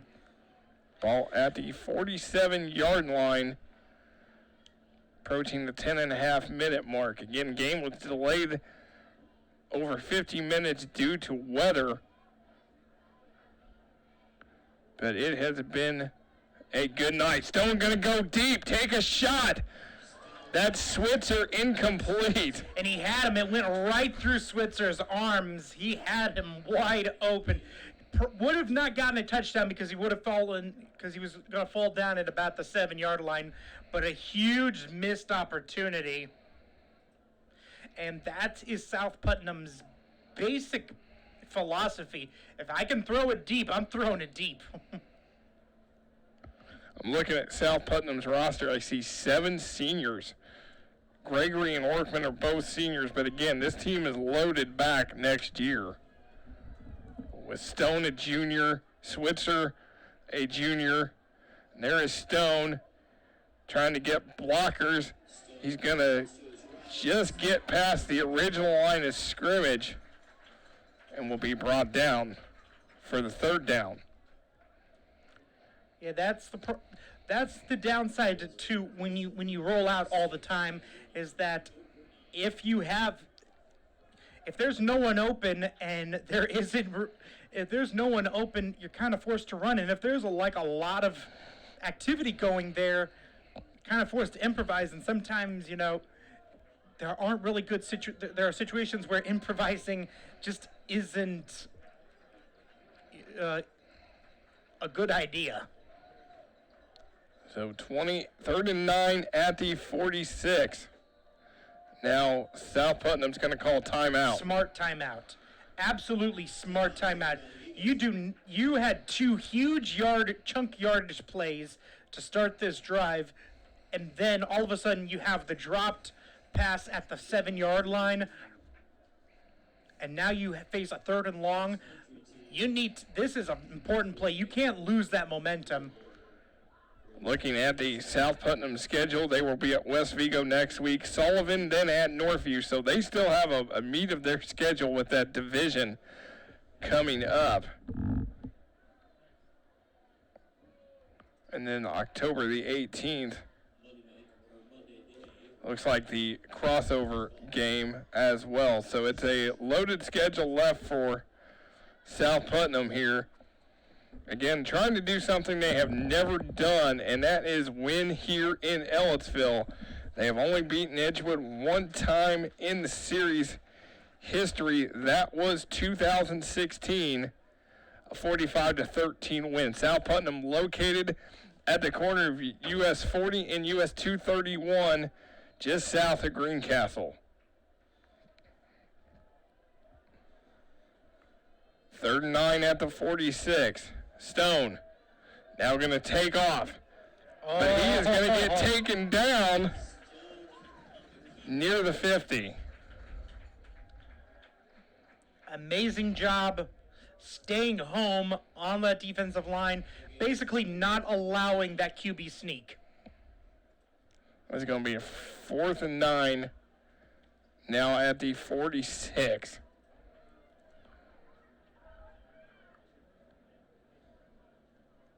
Now Edgewood's going to go back to receive. Gregory is going to punt this away.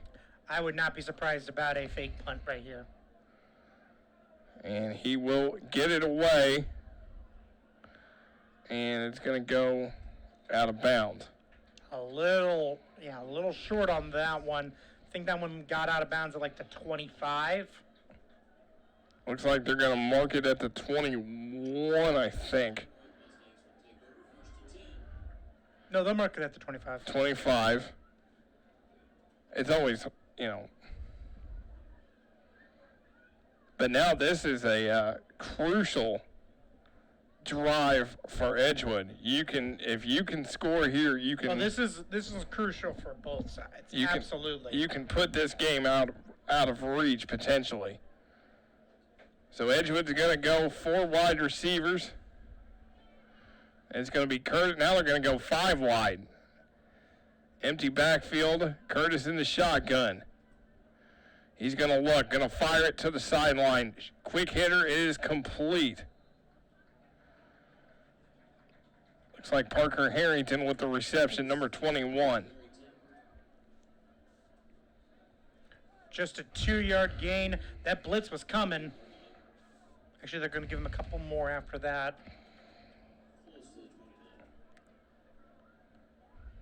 Here's the handoff. That is going to go for just a yard or two to Brody Schaefer. You know, mention Levon Bellamy had one of the best seasons ever for an Edgewood. Had one of the best seasons for just an Edgewood athlete in general. He rushed for over 1,635 yards, 23 touchdowns, had 3 receiving touchdowns, and interception return for a touchdown. Also was on the state runner-up baseball team and was 4th in the state in wrestling last year. This is Brody Schaefer. Bellamy now playing his college ball at Division II Upper Iowa University in Fayette, Iowa. Of course, moved here from Davenport, Iowa for 1 season and returned back to his home state. But you can tell that his impact has translated over into this year's team. Oh, absolutely. They both Bellamy and Edgewood have greatly benefited from the 1 year that they were together. And this is barely gets this punt off. It's going to be fair caught at the 32-yard line. And huge props to the Eagles defense on forcing that 3 and out. They're going to get it at the 31. That was Switzer with the fair catch. We're mentioning that if Edgewood was able to get a nice 8, 9, 10 play drive and score another touchdown, they could potentially put this game out of reach. But now it's back in Stone's hands halfway through the third quarter. Junior quarterback went over the 1,000-yard passing mark for the season this evening. Now he leads his Eagles offense 4 wide. Low snap, gonna roll. He's got time. Got Switzer complete for the first down at the 45. Switzer just able to basically outposition his man, create enough space. That's something that Switzer is really good at, is being able to kind of is basically getting under his defender so that they can't just come in and block and knock the pass away. It's when it's the jump ball that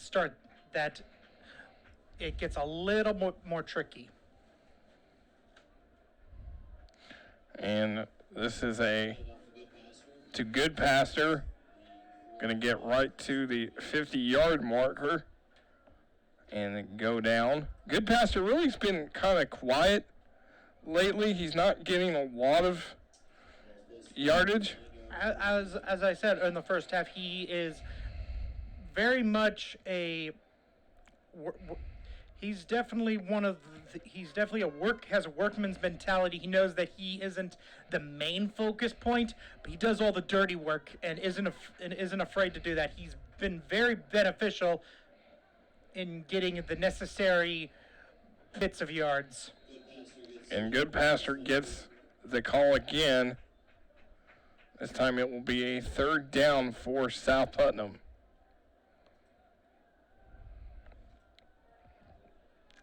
Tristan Bland coming off the field. Had a big interception earlier. I think he's getting checked out by the training staff. South Putnam ball, 3rd and 2 at the 48. Bunched receivers. And here is the handoff to good passer, and he's going to get the first down. He's going to keep going past the 35 and push his way down to the 30-yard line. As I said, very workmanlike. That was a huge, it wasn't flashy, but it was a very huge run. In both importance and in terms of yardage gained. Gets the ball to the 30, another set of downs for South Putnam as we approach 4.5 minutes to go here in quarter number 3.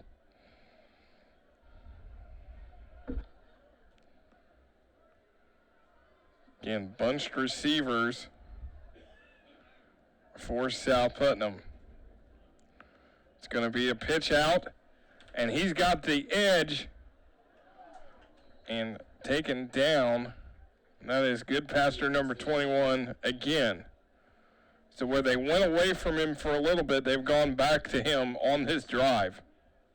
And that was a play that had the potential to go the distance, but you have to credit Edgewood's defense for fighting through blockers, and basically the 3-yard gain on that play was basically the worst case scenario, and they were able to at least force that.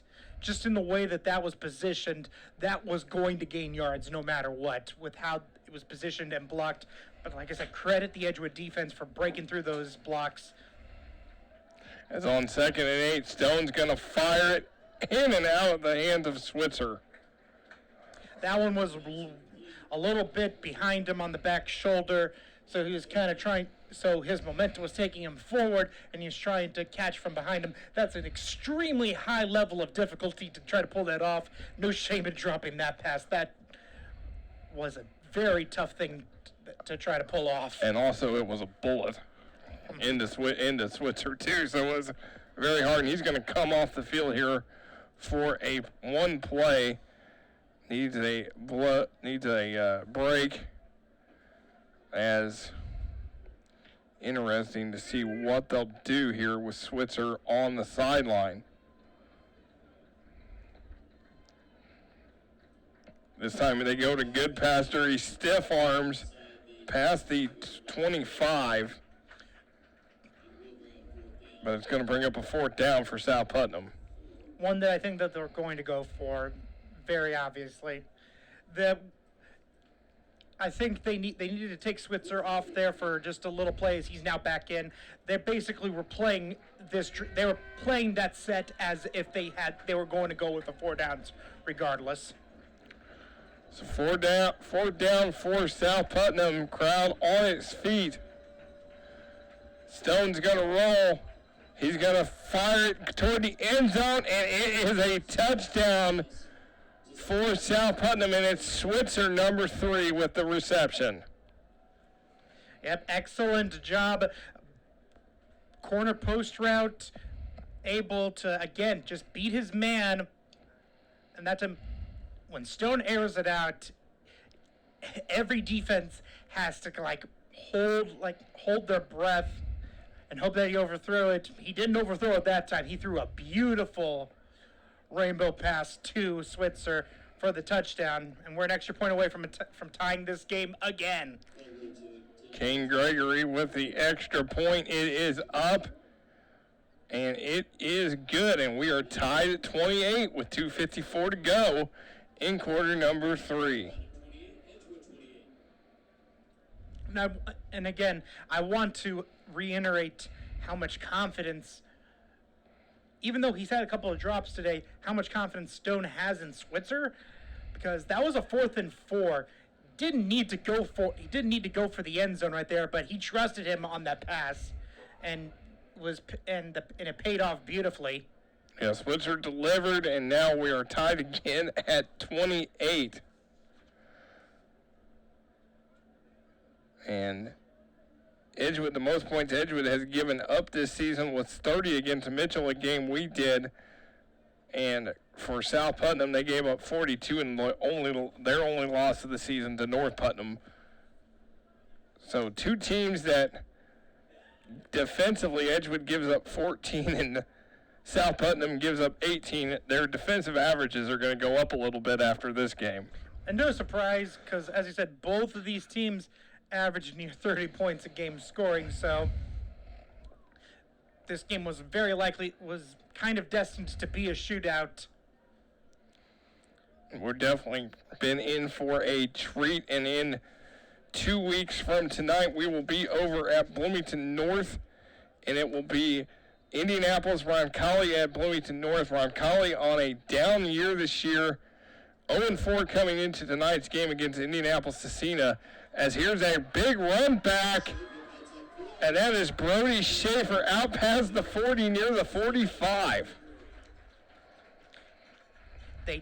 Coaches tell you always run vertically, not horizontally, but that was one of those cases where running horizontally helped a lot. There wasn't much room to run forward, but he he ran towards the middle of the field and kind of let his blockers kind of develop some seams and was able to take it all the way to the 43-yard line. So excellent job letting the blocks develop, the blocks and creases develop. So we're at the 43-yard line, 1st and 10 for the Mustangs. Curtis, quick hitter, complete and taken down. Looks like James Falkenberg at 86 with the reception. It's going to be just a 1-yard gain, 2nd and 9 for the Mustangs. For Falkenberg, that is his 5th catch on the year. As I see Parker Harrington down here at the bottom of the screen, one-on-one with Kane Gregory. Expect a slant route. This time they run it, and that is past midfield for Skylar Curtis. And it's always a risk, but Curtis is one of those quarterbacks who is not going to do a QB slide. He's going to dive head first to get those extra few yards. This ball will be placed at the 49, 3rd and 2, as we're under a minute and a half to go here in quarter number 3.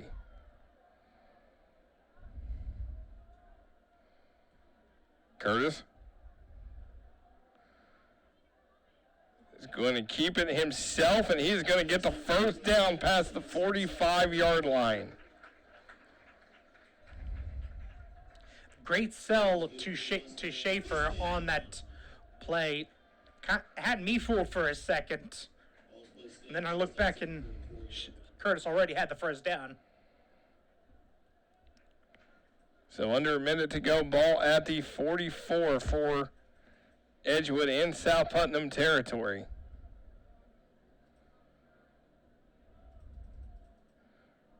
Parker Harrington now going top of the screen. As this is a run past the 40 for Levi Bay. 2nd and 5, gain of 5 for Bay. Gets to the 39.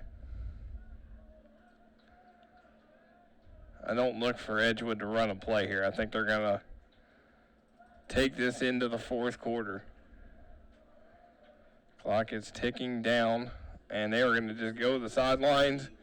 And that will be the end of the 3rd quarter. Don't go anywhere. This game tied at 28. 4th quarter coming up next on Smithville Sports.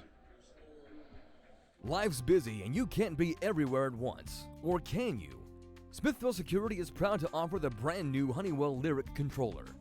With a Lyric package from Smithville Security, you can monitor threats from burglaries, fire, flood, and check on your home with our HD cameras, and also control lights, locks, garage doors, and thermostats from anywhere with the Total Connect app. Now you're in control with Smithville Security. Smart, safe, simple, Smithville. For more information, visit smithvillesecurity.com.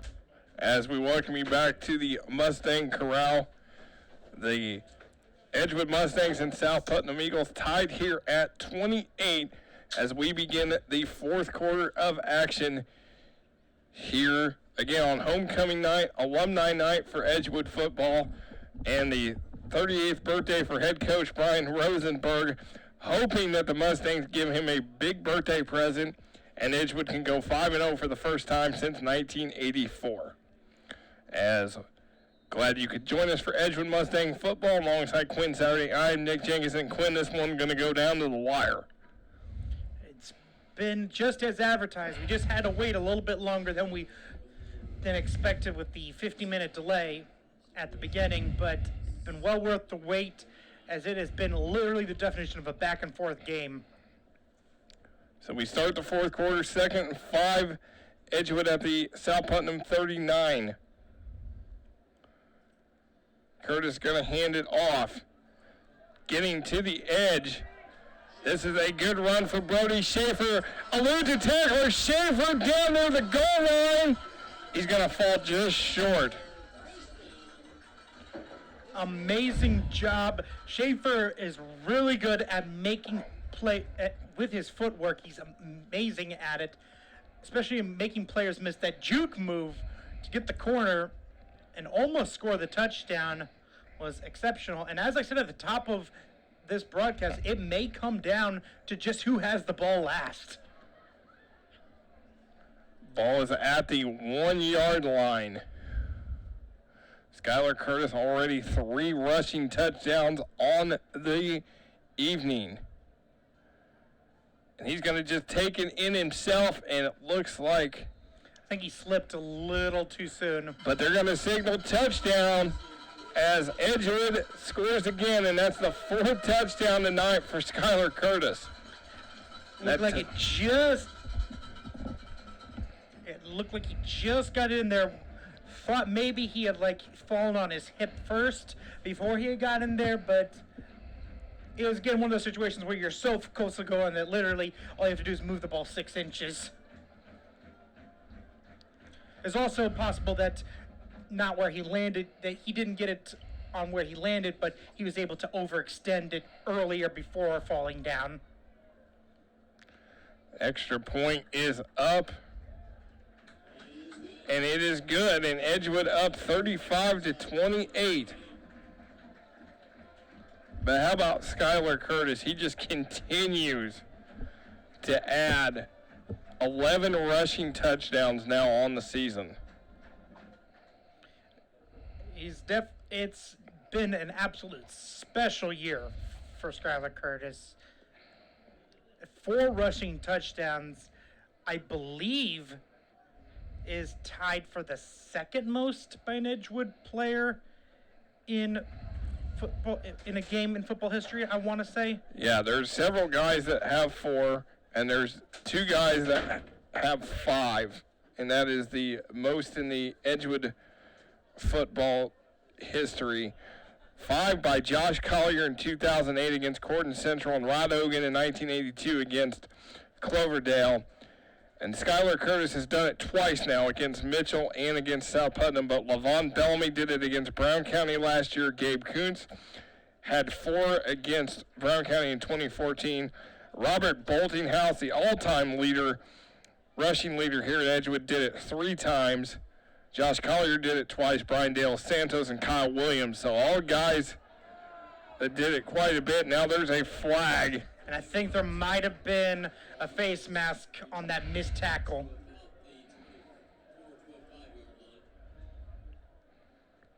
Oh, it was actually a hold. Interesting.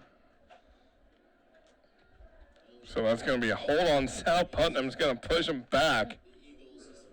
There was a whiffed tackle that I thought had maybe gotten some face mask, but it looks like I was looking in the wrong area that the refs were. It's going to push the Eagles back to the 19. And that's usually a problem for quite a few offenses, but not this one. This won't provide much of a problem. It will be more of Edgewood needing to clamp down. 4 receivers. Here goes Stone rolling. Gonna find Workman downfield. It is caught, and they will move the chains.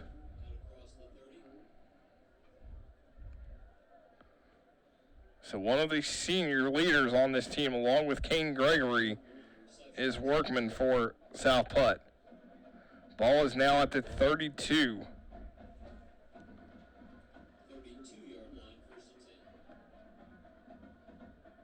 This will be interesting to see how they manage the clock, as South Putt's got 2 timeouts. Edgewood's got all 3. Here is Stone going to throw it to Switzer and in and out of his hands at the 40.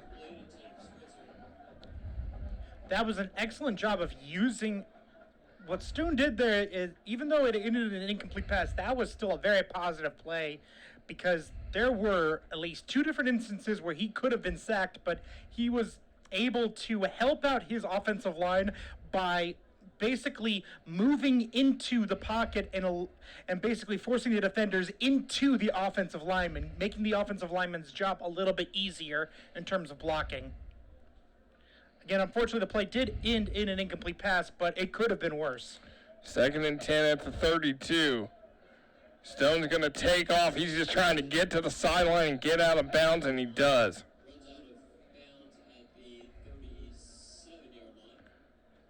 Gets out to the 37-yard line. Going to bring up a 3rd and 5.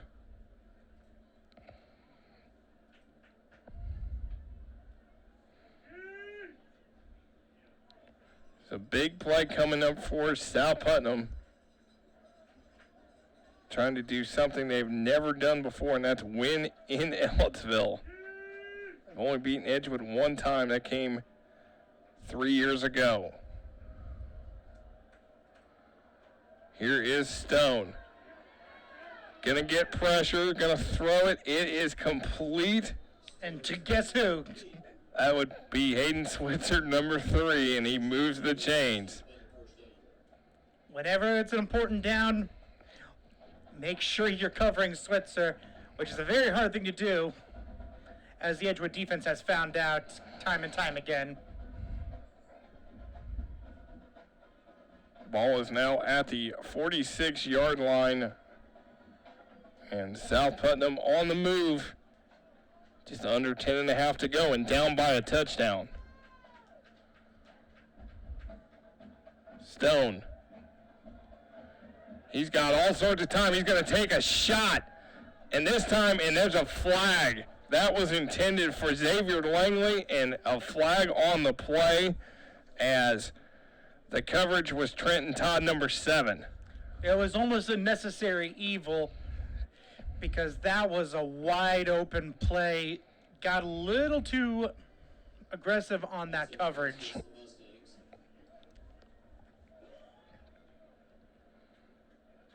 So they will, South Putnam will move into Edgewood territory with the pass interference penalty. And that's one of the big things and why I said a necessary evil, because unlike in the NFL where it's spot of the foul, it's only a 15 yards, and that was a 30-yard pass, so you give up those 15 yards to not give up the 30 yards. Going to place it at the 39, and that's going to give South Putnam another first down. 3 receivers top of the screen. Stone looking. He's going to take off. He's got running room. He's going to get to the edge, and he's going to be short of the first down, tripped up near the 30. Stone has impressed me so much throughout this game.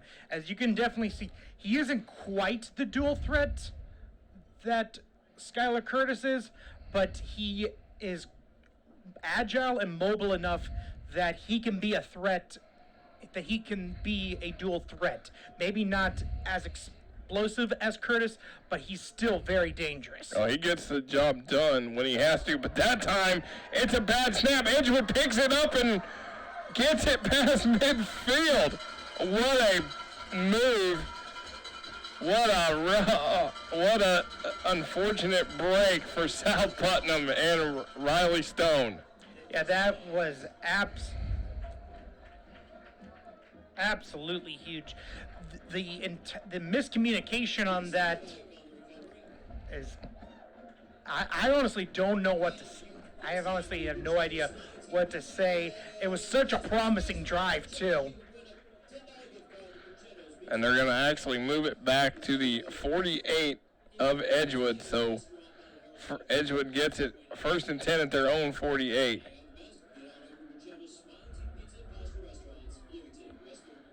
But now you put the South Put defense on its heels. And it is past midfield, and that is a first down. And that's Brody Schaefer. And, you know, when they need big yards, they've gone to Brody Schaefer, and he's gotten the job done. Schaefer has had a... You talk about a workman-like running back. Schaefer, through that first half, it looked like he was having a fairly quiet one, but he was actually building up quite a game, and he has been extremely important here in this second half. Gain of 9, 2nd and 1 at the 43. This time they go to Levi Bay, and he's going to get the first down.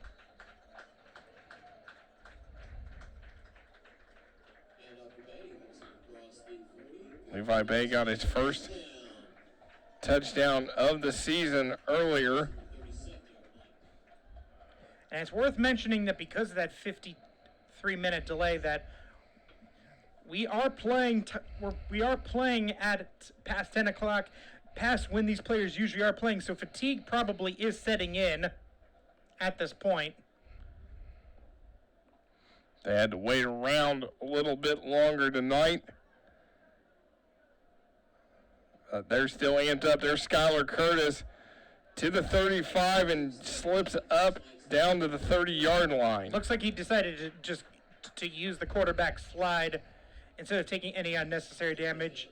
Very smart play to not dive head first on that, because there was literally, you were going to get the same amount of yardage either way.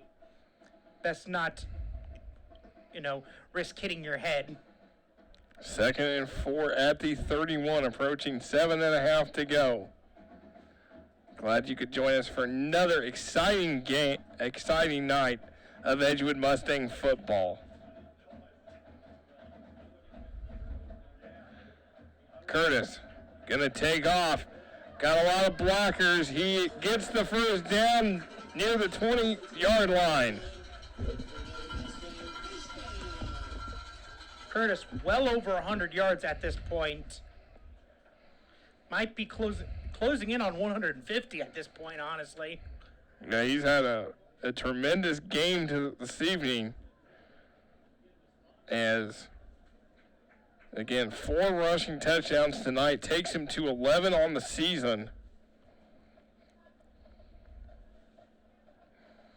As it's a 1st and 10 at the 21. Do or die time right now for the Eagle defense. Curtis under center. Going to pitch it out to Bay. Bay gets a hold, he's gone! Touchdown, Levi Bay!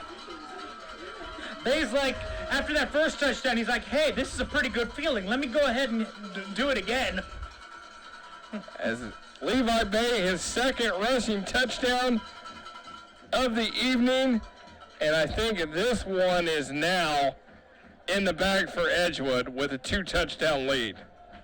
I wouldn't say that just yet, but it is it's going to be a very high mountain to climb.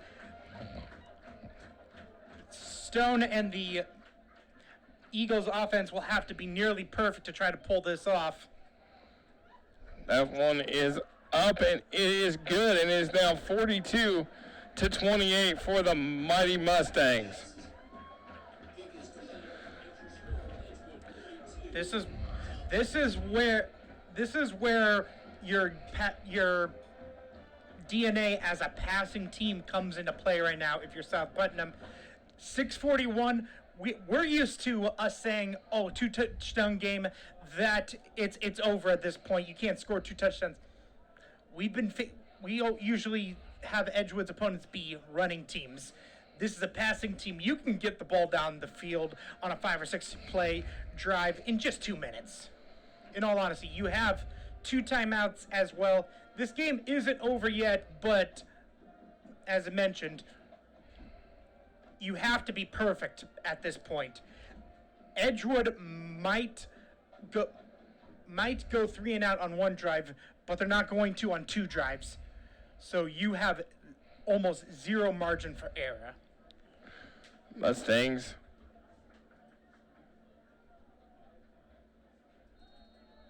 up by Third time they have scored over 40 points this season. 44 against Mitchell, 47 against Cloverdale. Both of those games we had. Now 42 tonight against South Putnam. So, hey, while we're here, they love to put up points. So South Putnam gets it back with... Yeah, this is actually low for Edgewood. They were averaging 44.5 points when we're broadcasting them this season. This is on the low side. And it's not over yet. 1st and 10 at the 28 for South Putnam. Like you said, though, Quinn, they've got the tools. You know, Stone's a great quarterback, over 1,000 yards passing for the season. He's got 4 receivers, 1 in the back, and he's going to roll. He's got time. He's got to fire it. It is complete to Gregory, but there is a flag.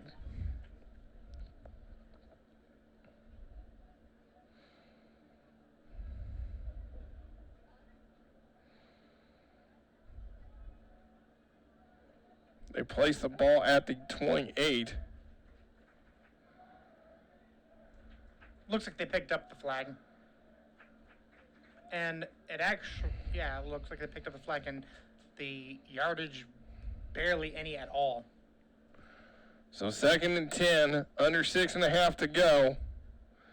Stone, here comes the pressure. He's going to fire it downfield. It's got Gregory, and there is 2 flags. They're going to call interference. Yeah, that was a beautiful pass to Gregory, and when you try to slap it away, you can't hit the receiver's arms, and that's what happened on the play. And the Edgewood student section voicing their displeasure with the officials and letting the officials know they didn't like that call. Great crowd on hand tonight. In terms of a pass interference call, that is a lot lighter and less blatant, but still by the rules, that is technically a pass interference call. So that will give South Putnam the first down with 6:18 left. Here it is, 1st and 10 at the 43. Stone has Switzer open, complete, and another first down for the Eagles. And out of bounds as well. As I said, if you're as good of an passing offense as this team is, you can get down the field in 2 minutes, easy. It's going to put. And they have literally gotten they've already gotten nearly half of what they need in just 35 seconds. It's going to put the ball at the 45-yard line in Edgewood territory. 4 receivers. Stone in the pocket, going to go deep again over the head of Gregory. Incomplete. Again, and that's something indicative of the way this offense operates. You're going to throw it long so that either your guy's going to catch it or no one's going to catch it. That was basically on that play. Some people may say that's an overthrow. I say that's a calculated overthrow. 2nd and 10 for the Eagles. I mean, you're going to see this. 4 receivers, 1 in the back. I'm sure you're going to see it the rest of the game. Stone's going to fire a floater. It is caught. And that's Langley, number 24, with the reception. Big catch for Langley. And the ability to get out of bounds as well. And another first down for South Putnam as well. Actually, no, they actually said he was still inbound, so that is a huge call by the refs. Ball placed at the 34. Approaching 5.5 to go. Gregory in one-on-one coverage at the top of the screen. And Stone's going to look that way, and he's going to fire it over the head of Gregory and out of bounds. As I said, the worst possible thing in any scenario when you're trying to come back from a deficit is to take a sack. So those overthrows right there are necessary evils if you feel like you're not going to get anything out of this play. 2nd and 10. South Putnam down by 2 touchdowns.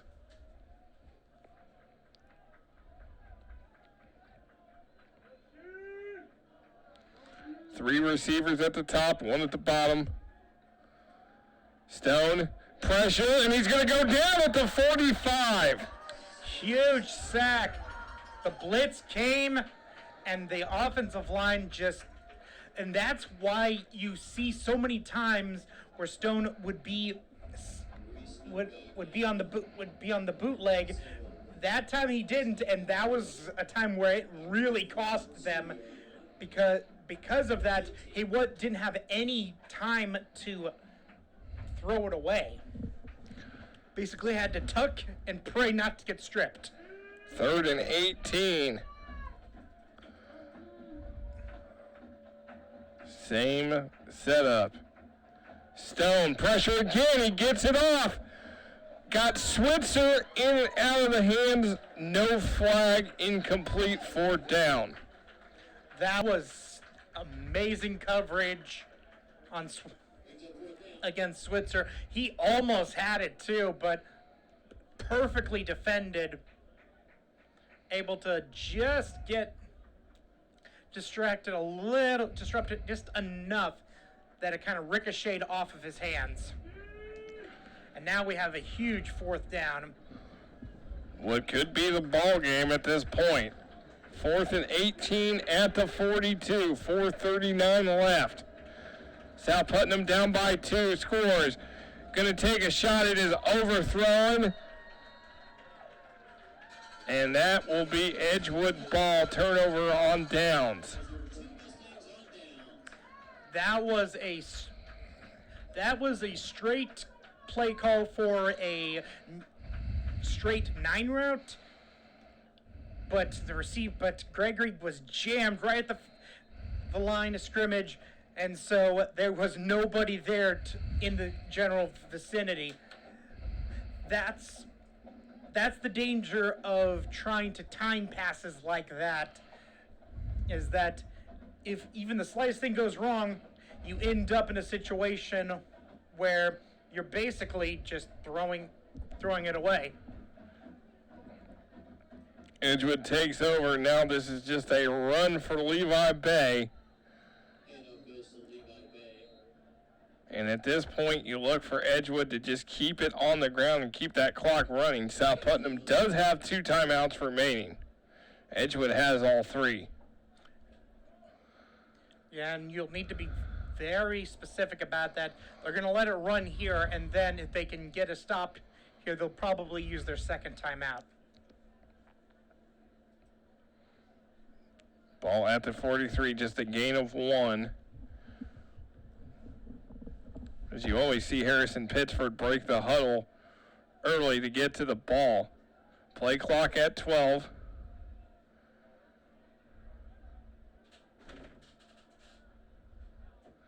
Going to go down to 2 seconds. It's going to be a handoff. And it's going to be a short gain for Brody Schaefer. Interesting, he's not going to call timeout. He's willing to let the clock run an extra 30 seconds off. Can't say that I really agree with that, but it is definitely a viable strategy. Ball at the 46, 3rd and 6, approaching 3 minutes to go here.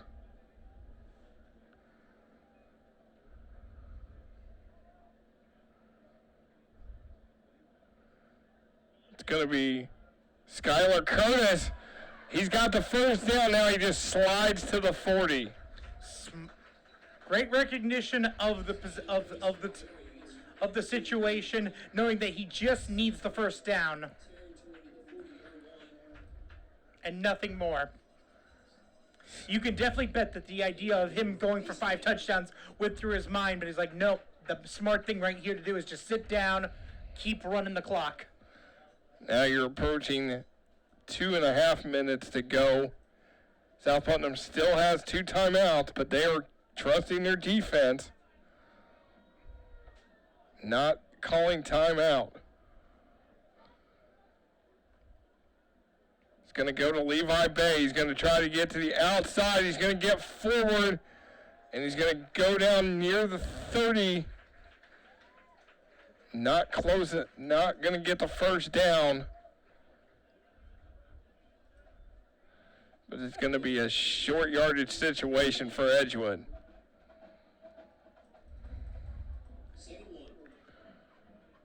Almost would have been, I'm still shocked that they are not using time. I mean, I guess I understand you have to let the clock run down on one of the downs because you only have 2 timeouts. But we're trying to ask for 2 touchdowns now in 90 seconds, in less than 90 seconds. This is a handoff. Schaefer, the carrier. Looks like he's going to be short.